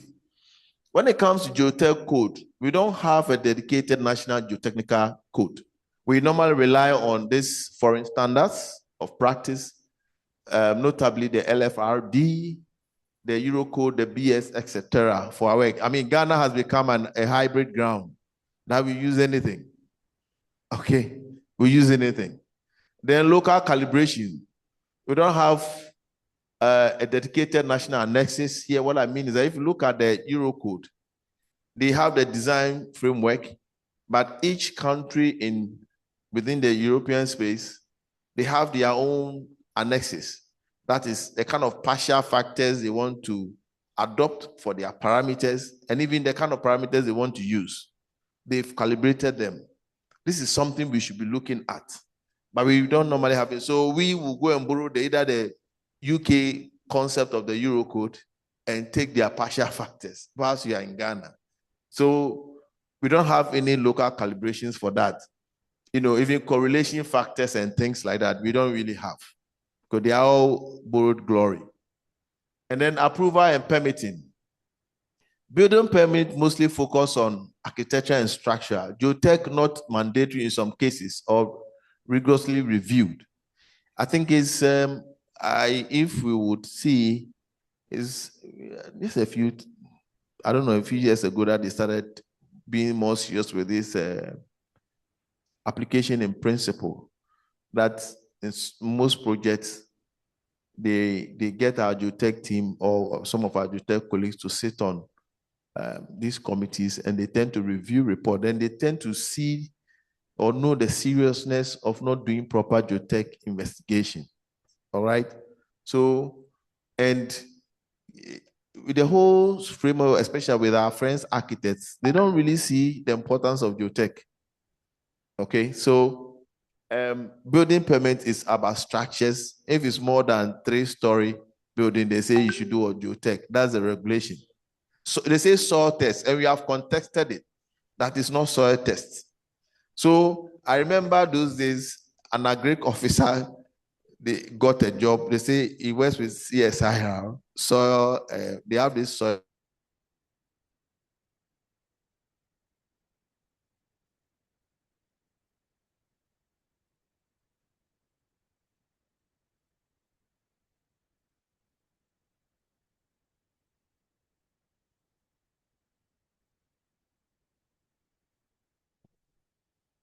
Of regulated bodies, review of geotechnical report and audit of site investigation report. They have big challenge. For example, if you went to the assembly now, you wouldn't get any practical or practicing geotech engineer there. So the assembly may decide if once they see an engineering stamp, they are good to go. There are occasions that some assemblies will, maybe if they saw that the stamping is from the Ghana Institution of Engineering, they will call and inquire whether the person has the capacity to do that. Or when in most cases, as I mentioned, the AIP, if that chance comes, that is an opportunity to review such geotech report, but they don't have any dedicated practitioner within the assembly space or any of the law enforcement space to review geotech reports. And then the contractor regulation, I don't think it exists. For example, when it comes to drillers, I don't think we have any regulations for that. Then professional accountability, because the system has a high level of weak enforcement, I think that professional accountability is very low. And everybody is just doing anything anyhow. We are not too structured in our practice, which is a minus. We have to look at it again. Then standardizations. We don't have any unified national guidelines for the practice to define site or geotechnical limits or site investigation limits. And then even reporting format. Okay, we should have a clear guideline on how to report on geotechnical matters, so that when I pick a report, I know how the structure is and I know the kind of information I'm looking for. Okay, we don't have them. Then land use policy. If you realize our friends in the planning regime, they are really doing well. You know, every 5 years, they review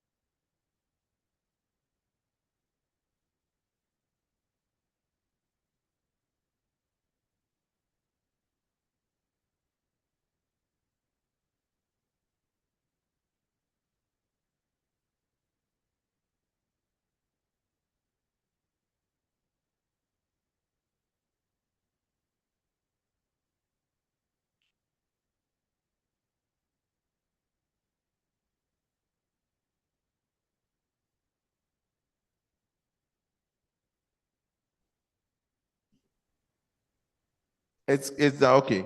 So contractual issues, challenges, most of them are due to lack of geotechnical or improper geotechnical information. And it creates a lot of problems for clients and contractors. Clients and then contractors. Okay. Then CPD certificate regulations. I know that even with Engineer Council law, for you to be get a renewal of your license, you need to have some level of CPD. But this is not being enforced, and that is not too good for us. And then my last slide, the way forward. I said we should develop some geotechnical code or guidelines. We should push to encourage permitting units to have a geotechnical review mechanism. Okay. And then when it comes to the construction stage, there should be a level of geotechnical validation. And we also have to coordinate or support the system to ensure that there's this enforcement regime really is strengthened. The etc. means that everybody is going to give us another recommendation.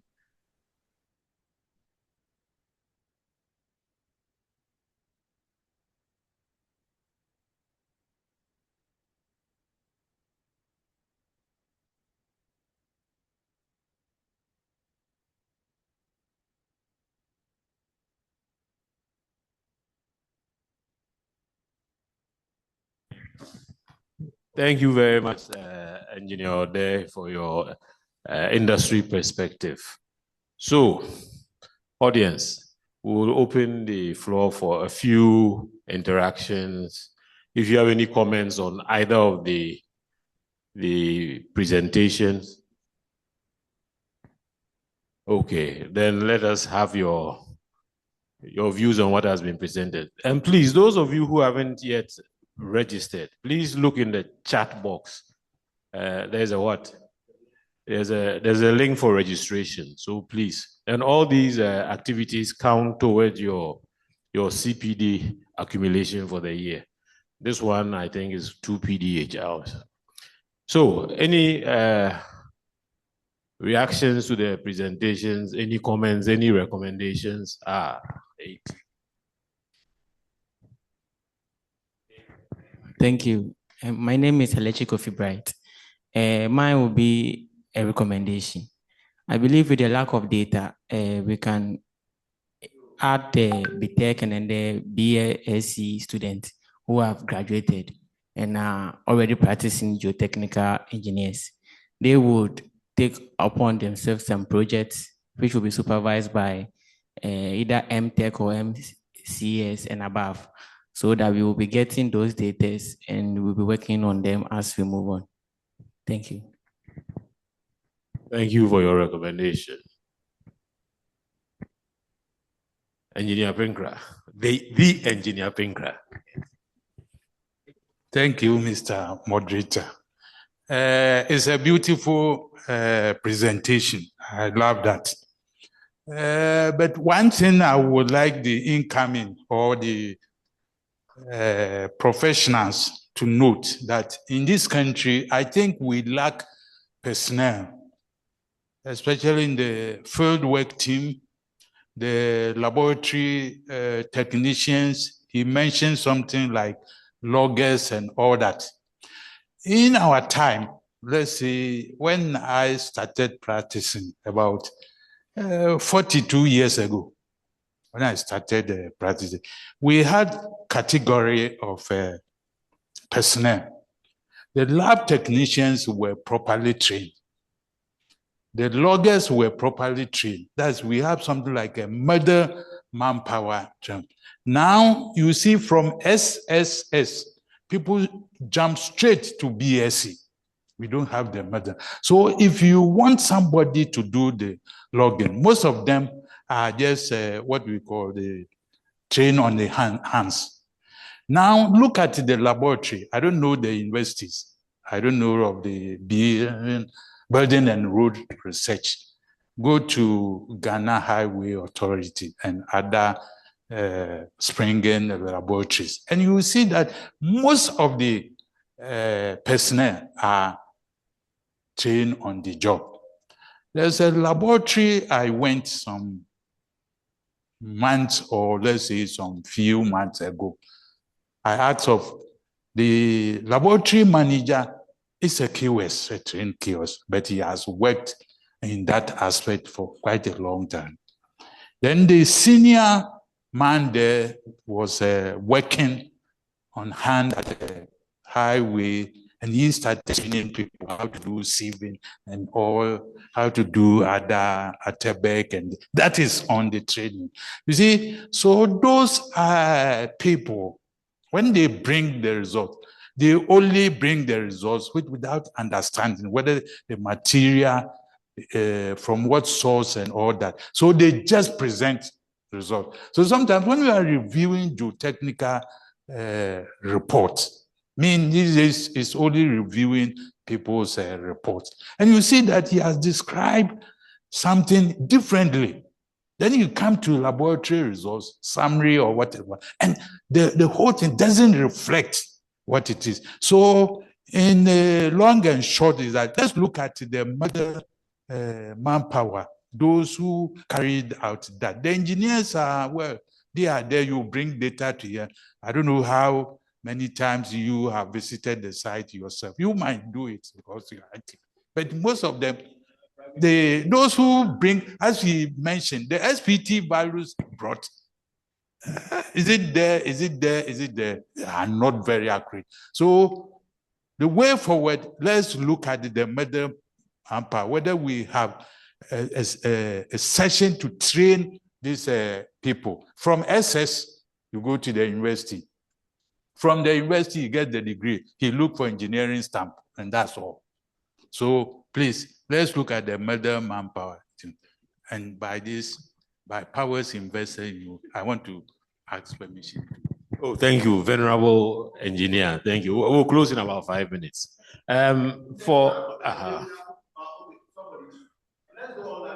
Okay, online. Let's have the question. David Anku, if you could.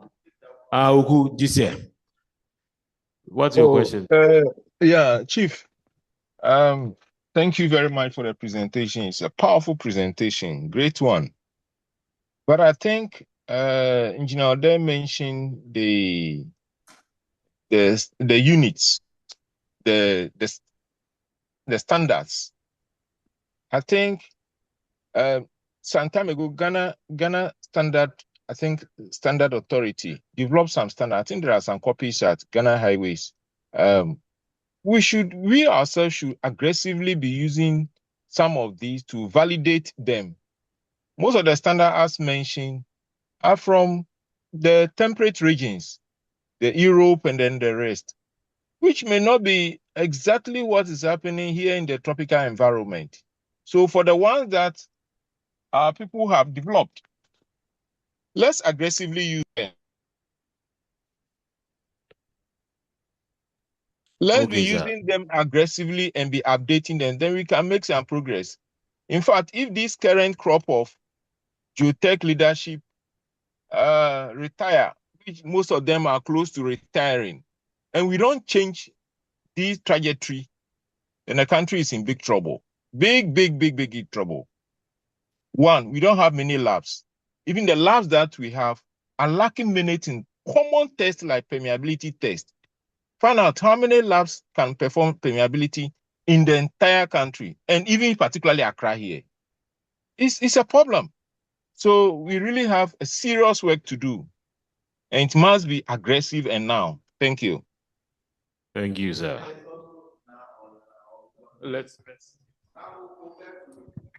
I'm Michael Chomenya. So I'll just have to talk about what my colleague just said about it briefly, the standardization.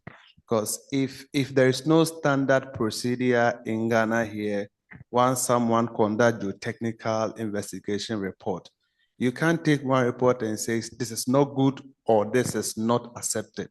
We need the executive to really work on the standard procedure. Because when I do, maybe I have one plot of land and then I conduct geotech, just do 2 points.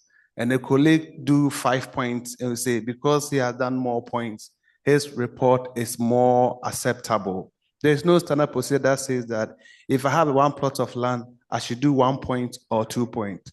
So the executive should really work on getting the standard procedure so that at least it will be a guideline for us to work on and to follow it. Thank you. Thank you for your comments. Was there a comment online, please? Nah. Okay. Yes, please. My question is to Prof. Ampedu. And yes, I wanted to know what extent the MSc Geotech program at KUST is adequately preparing its graduates for. You mentioned Geotech 4.0, so I'd like to say MSc MPhil Geotech 4.0. To what extent is it preparing the graduates for Geotech 4.0? Professor Ampedu, over to you, sir. Oh yeah, if you look at the content of the program, it does prepare the students for the future. What needs to be done is to expand the scope so that especially a lot more of earth structures, we will have earth structures also included. Remember, geotechnical engineering can look at different aspects. We could be looking at highway geotechnics. We could be looking even at the geotechnics of dams, in which case we could bring in issues like tailings dam and all that. And then you could be looking at geotechnics related to foundations in urban space. And each of them could become an area of specialization. So the current program at KNUST is an excellent one that sets the pace. So I think in answer to yours, but I would like to take the opportunity to make a comment on some of the issues that Engineer Ode raised. A couple of years ago, we set up the Geotechnical Practice Committee. And I think Engineer Dr. Ayem was talking about some committees that needed to be formed. And I think he was looking more in the area of the specialization. But I think the geotechnical practice is a very, very, very important area. The previous two comments dwelt a lot on the lack of standardization. And if you don't have standards, then anything goes. And it's not a question of even whether the standards are applicable or not. The point here is that we don't even seem to have it. So the first thing to do is to get those standards, and then we can begin to localize it. We started off with a series of geotechnical bulletins. I think that's the way we call it. In fact, we did copy from ASCE, the geotechnical component. So there's a lot of information over there. When I was this morning looking through my files, I found a number of them, and I thought they were very good. On-site investigation, the bulletin on-site investigation, that would be a prelude to developing them into standards so that you have a very, very clear, on small various issues, you have a document that briefly takes you through all of them. And when you put them together, you can develop the standard out of them.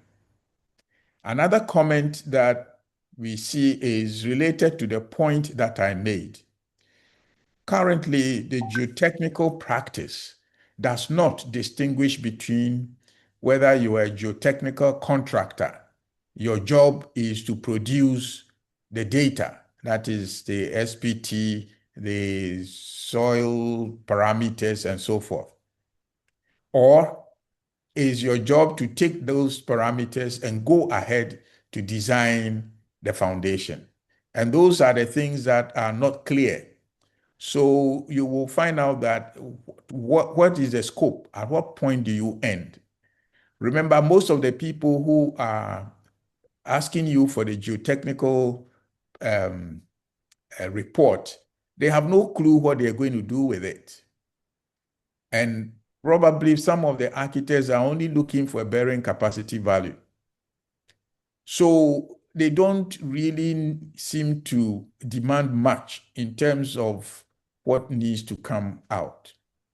And so one of the things that we need to develop very urgently is a very clear distinction so that you can have very, very clearly that this geotechnical site investigation is to produce the data for A, B, C, D. And then he will take it and bring it to either a geotechnical consultant and go the next two steps. Or the two are all put together for you to collect the data and then to go ahead and do the analysis and modeling. So those are some of the things that need to come out. But already there are some data. In fact, Engineer Pinkra was, I think, chairman of one of the committees, I think the practicing committee. And it will be very, very useful if you could just get him to just refresh some of the documents that they produced. Thank you. Thank you, Prof. I think we'll take one more. Ni Alote. Oh, Dr. Ni Kwashi, I hear you want to speak. Oh, mine is an AOB, please. Mine is an AOB. Doc, you have permission to drop your AOB now. Okay. I just wanted to make a comment. In our last meeting, we had a tech on the dam engineering. We talked about how to get things going in that direction. So the GH Cold, they actually also came up to actually have an initial meeting, and they got a lot of us here also part of it. I'm just wondering, I find it to be not coordinated with us too much. And I'm wondering whether is this something we need to look at a bit more and make sure that the coordination is a bit more synced. So that is the question I wanted to ask, whether there is a need to do that, because it looks like a lot of us need to be part of it, but still it looks a bit too standoff from my point of view. So that's just what I wanted to ask, based on this being a general meeting and this issue being linked directly with GGS also. Thank you. Thank you, sir. I think we'll refer this one to Dr. Gidigasu, who is the chairman of the technical committee. Solo, please take note of this, and then we'll inform the House later how we'll deal with it. And then Michael Ayang. Yes, sir. Thank you, sir. I think the call for the standardization is in the right direction. However, where I sit, I think it's quite a long-term plan, because for us to get a standard to be operative, obviously should be a sort of legal backing behind it. Other than that, it may not be enforceable to some extent. However, we can have some short-term plan. With respect to what my colleague Michael and David said, obviously, a good report is a good report. I mean, from Engineer Day several times, which he has mentioned, you go to a site and you are doing just a 150 mm diameter hole, then you do just 2 of them on a plot of land. Engineering judgment, it is not enough.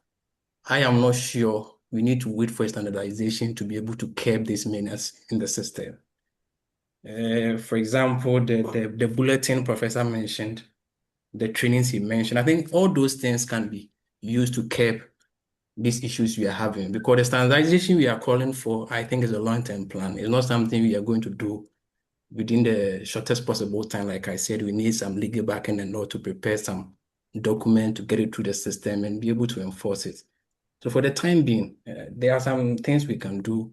For example, David mentioned the laboratories in the system, which some of them cannot even do common permeability. I think that is a business decision, frankly speaking.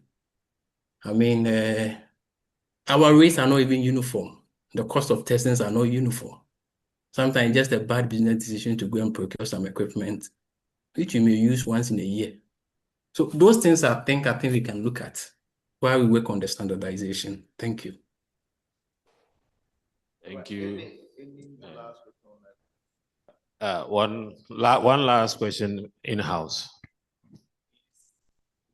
It's not a question, just a comment. Related to what Engineer Senior Pinkra was talking about, training of these key middle handmen.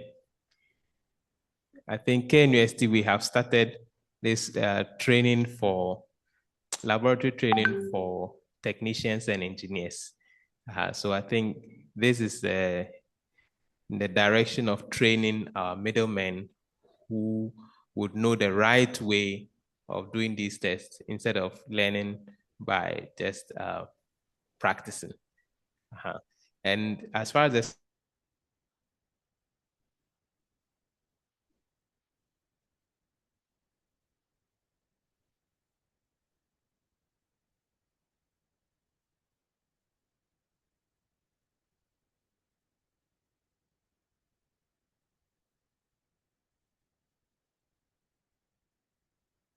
there are materials out there that we can use to look at this standardization, because I've also had instances where people have asked me to check some scope for some work that was done and it was just not up to par.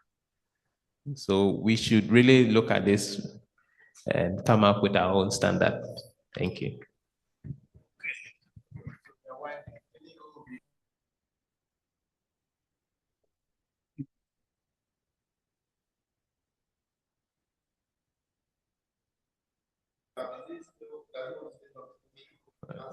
Nikwashi, your hand is still up. Do you still want to say something? No, I just wanted to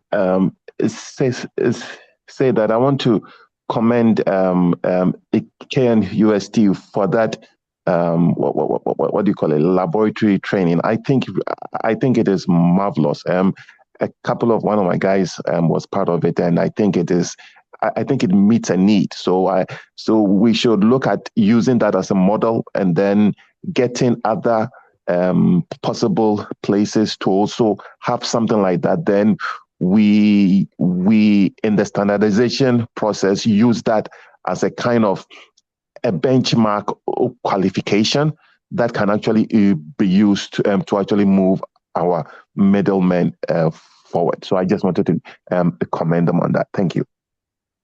Thank you, sir. So I think time is fast spent. So we will wind up now. Just to brief you on certain very recent things that have been happening in our space. Over the last few days, we've had the opportunity of reacting to certain incursions into our space because of the so-called lack of standardization things which is happening. Other agencies have decided to step up and fill that vacuum. The Ghana Geological Survey Authority has proposed certain regulations which would compel geotechnical engineering service providers to come under their umbrella for regulation, so to speak. We as a society do not agree to that because we are engineering service providers, both of us, the consultants and the contractors. And we've taken a position and we've written to the Engineering Council to look into the matter. Pardon? Oh, of course, we've copied all the relevant agencies, but the letter is addressed to our regulator, which is the Engineering Council, to look into the matter. And we've actually pointed out specifically the sections of the regulation which we think are not appropriate for us and action should be taken. But the fact that they are doing this means that there's something that has to be done to improve what we're doing. So we'll be taking steps to address that, and we'll keep you informed as we move ahead. With regards to the training, we are hoping that more opportunities will be provided for our personnel. Jojo mentioned training. Sometimes before we are aware it has passed. We hope that now we will use the platform of GGS to spread the information when these things happen so that we can all be better informed. we are looking at other opportunities to train our field men also, the drillers and things. There are geotechnical engineering service providers in the sense of contractors. The numbers are increasing. I remember about 15 years ago, Engineer Ode did a survey, and there were only about 2 or 3 that we found. But now, even in the city of Accra, I know that we have more than 20 companies who have equipment. Although the grandfather of us all, AESL now does not have a rig. But the business is growing. So with time, we hope that the regulation bit will kick in properly and then we'll get better outputs from what we're saying. So I'll let they wind up for us and then close this. All right, thank you very much, colleagues. Before we wind up in a few 1 or 2 minutes, what we have discussed now boils down to every member being active in the society. The whole thing is we need to have standardization. We need to have practicing guidelines. We need people to come and support us do it. I remember, Mike, a few years ago, we formed a small 1 or 2 technical committees, right? To do something. And nobody showed up. People volunteered, but nobody showed up. What it means is that we are talking too much. We need action. So please, we are going to task Engineer Dr. Gidigasu to raise the alarm again. And we're going to have 1 or 2 specific committees. Then we'll put it on our platform. We want members to volunteer to join these committees so that work can be done. Please, so that work can be done. I have been with this at least considerable number of years in this engineering space. We never get business done. Committees hardly get business. You can get only 5% committees getting business done. And I believe that GGS, let's show the way. We have opportunity to develop guidelines for ourselves, standards for ourselves, even how to do common borehole logs. We can have a standard for it. We need to look at that. So please, expect a call from Engineer Dr. Gidigasu. When the call comes, I want you to volunteer. Thank you very much. On this note, I want to thank you very much. Those who have really made time, you have sat down for about 2.5 hours online, and you have participated effectively. Next time, I want everybody to talk. And those of you who also came here, our students, we have some students from ATU. Let's please, wherever you are, give them a hand. Let's applaud them. They have done very well. They came all the way from ATU to be part of the program here, and they are going to serve as our brain child for the student chapter in their school. We'll be coming there very soon. Please put on your photographs. We want to take a picture. Can you show yourself on your... Please, we have Doomsaw in Kumasi here. You have Doomsaw in Kumasi? Mm. Don't worry, we'll take the Doomsaw picture. Yeah, David Auku, you want to say something? We are ending. Please let your video come on. No, please. Thank you. Thank you very much. Thank you. Let me remove my screen there. Okay, I'm coming.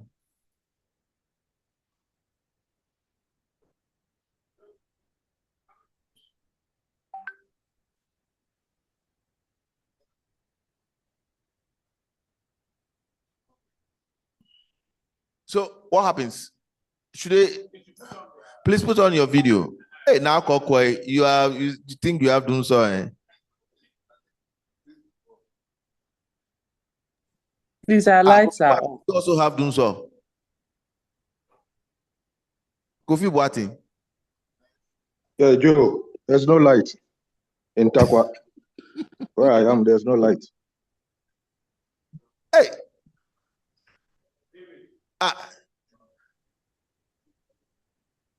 We are not seeing them. Okay. How can we see all of them at the background? Is it this? From the speaking mode. How do you?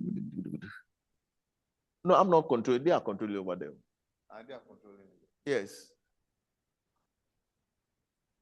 They are covering. They are on. You want the whole gallery view. See, like I have it here. Go to gallery view. The top. Yes, gallery. All right. So I think you can take the picture from there. Is that correct? Solo. I can see you. Okay.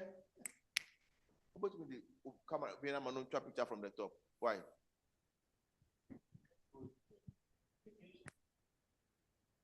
Just 1 minute. We'll take it there. No. I'm seeing only 1, 2, 3, 4. Please on your video. We want to take a picture.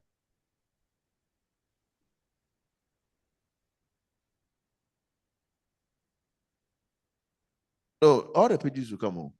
Or it will not show. The gallery view should show everything.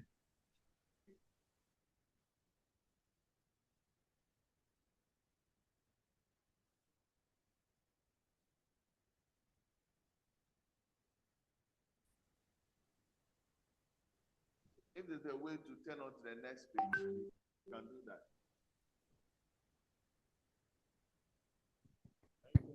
Go to the next page. From your end, turn on the next page.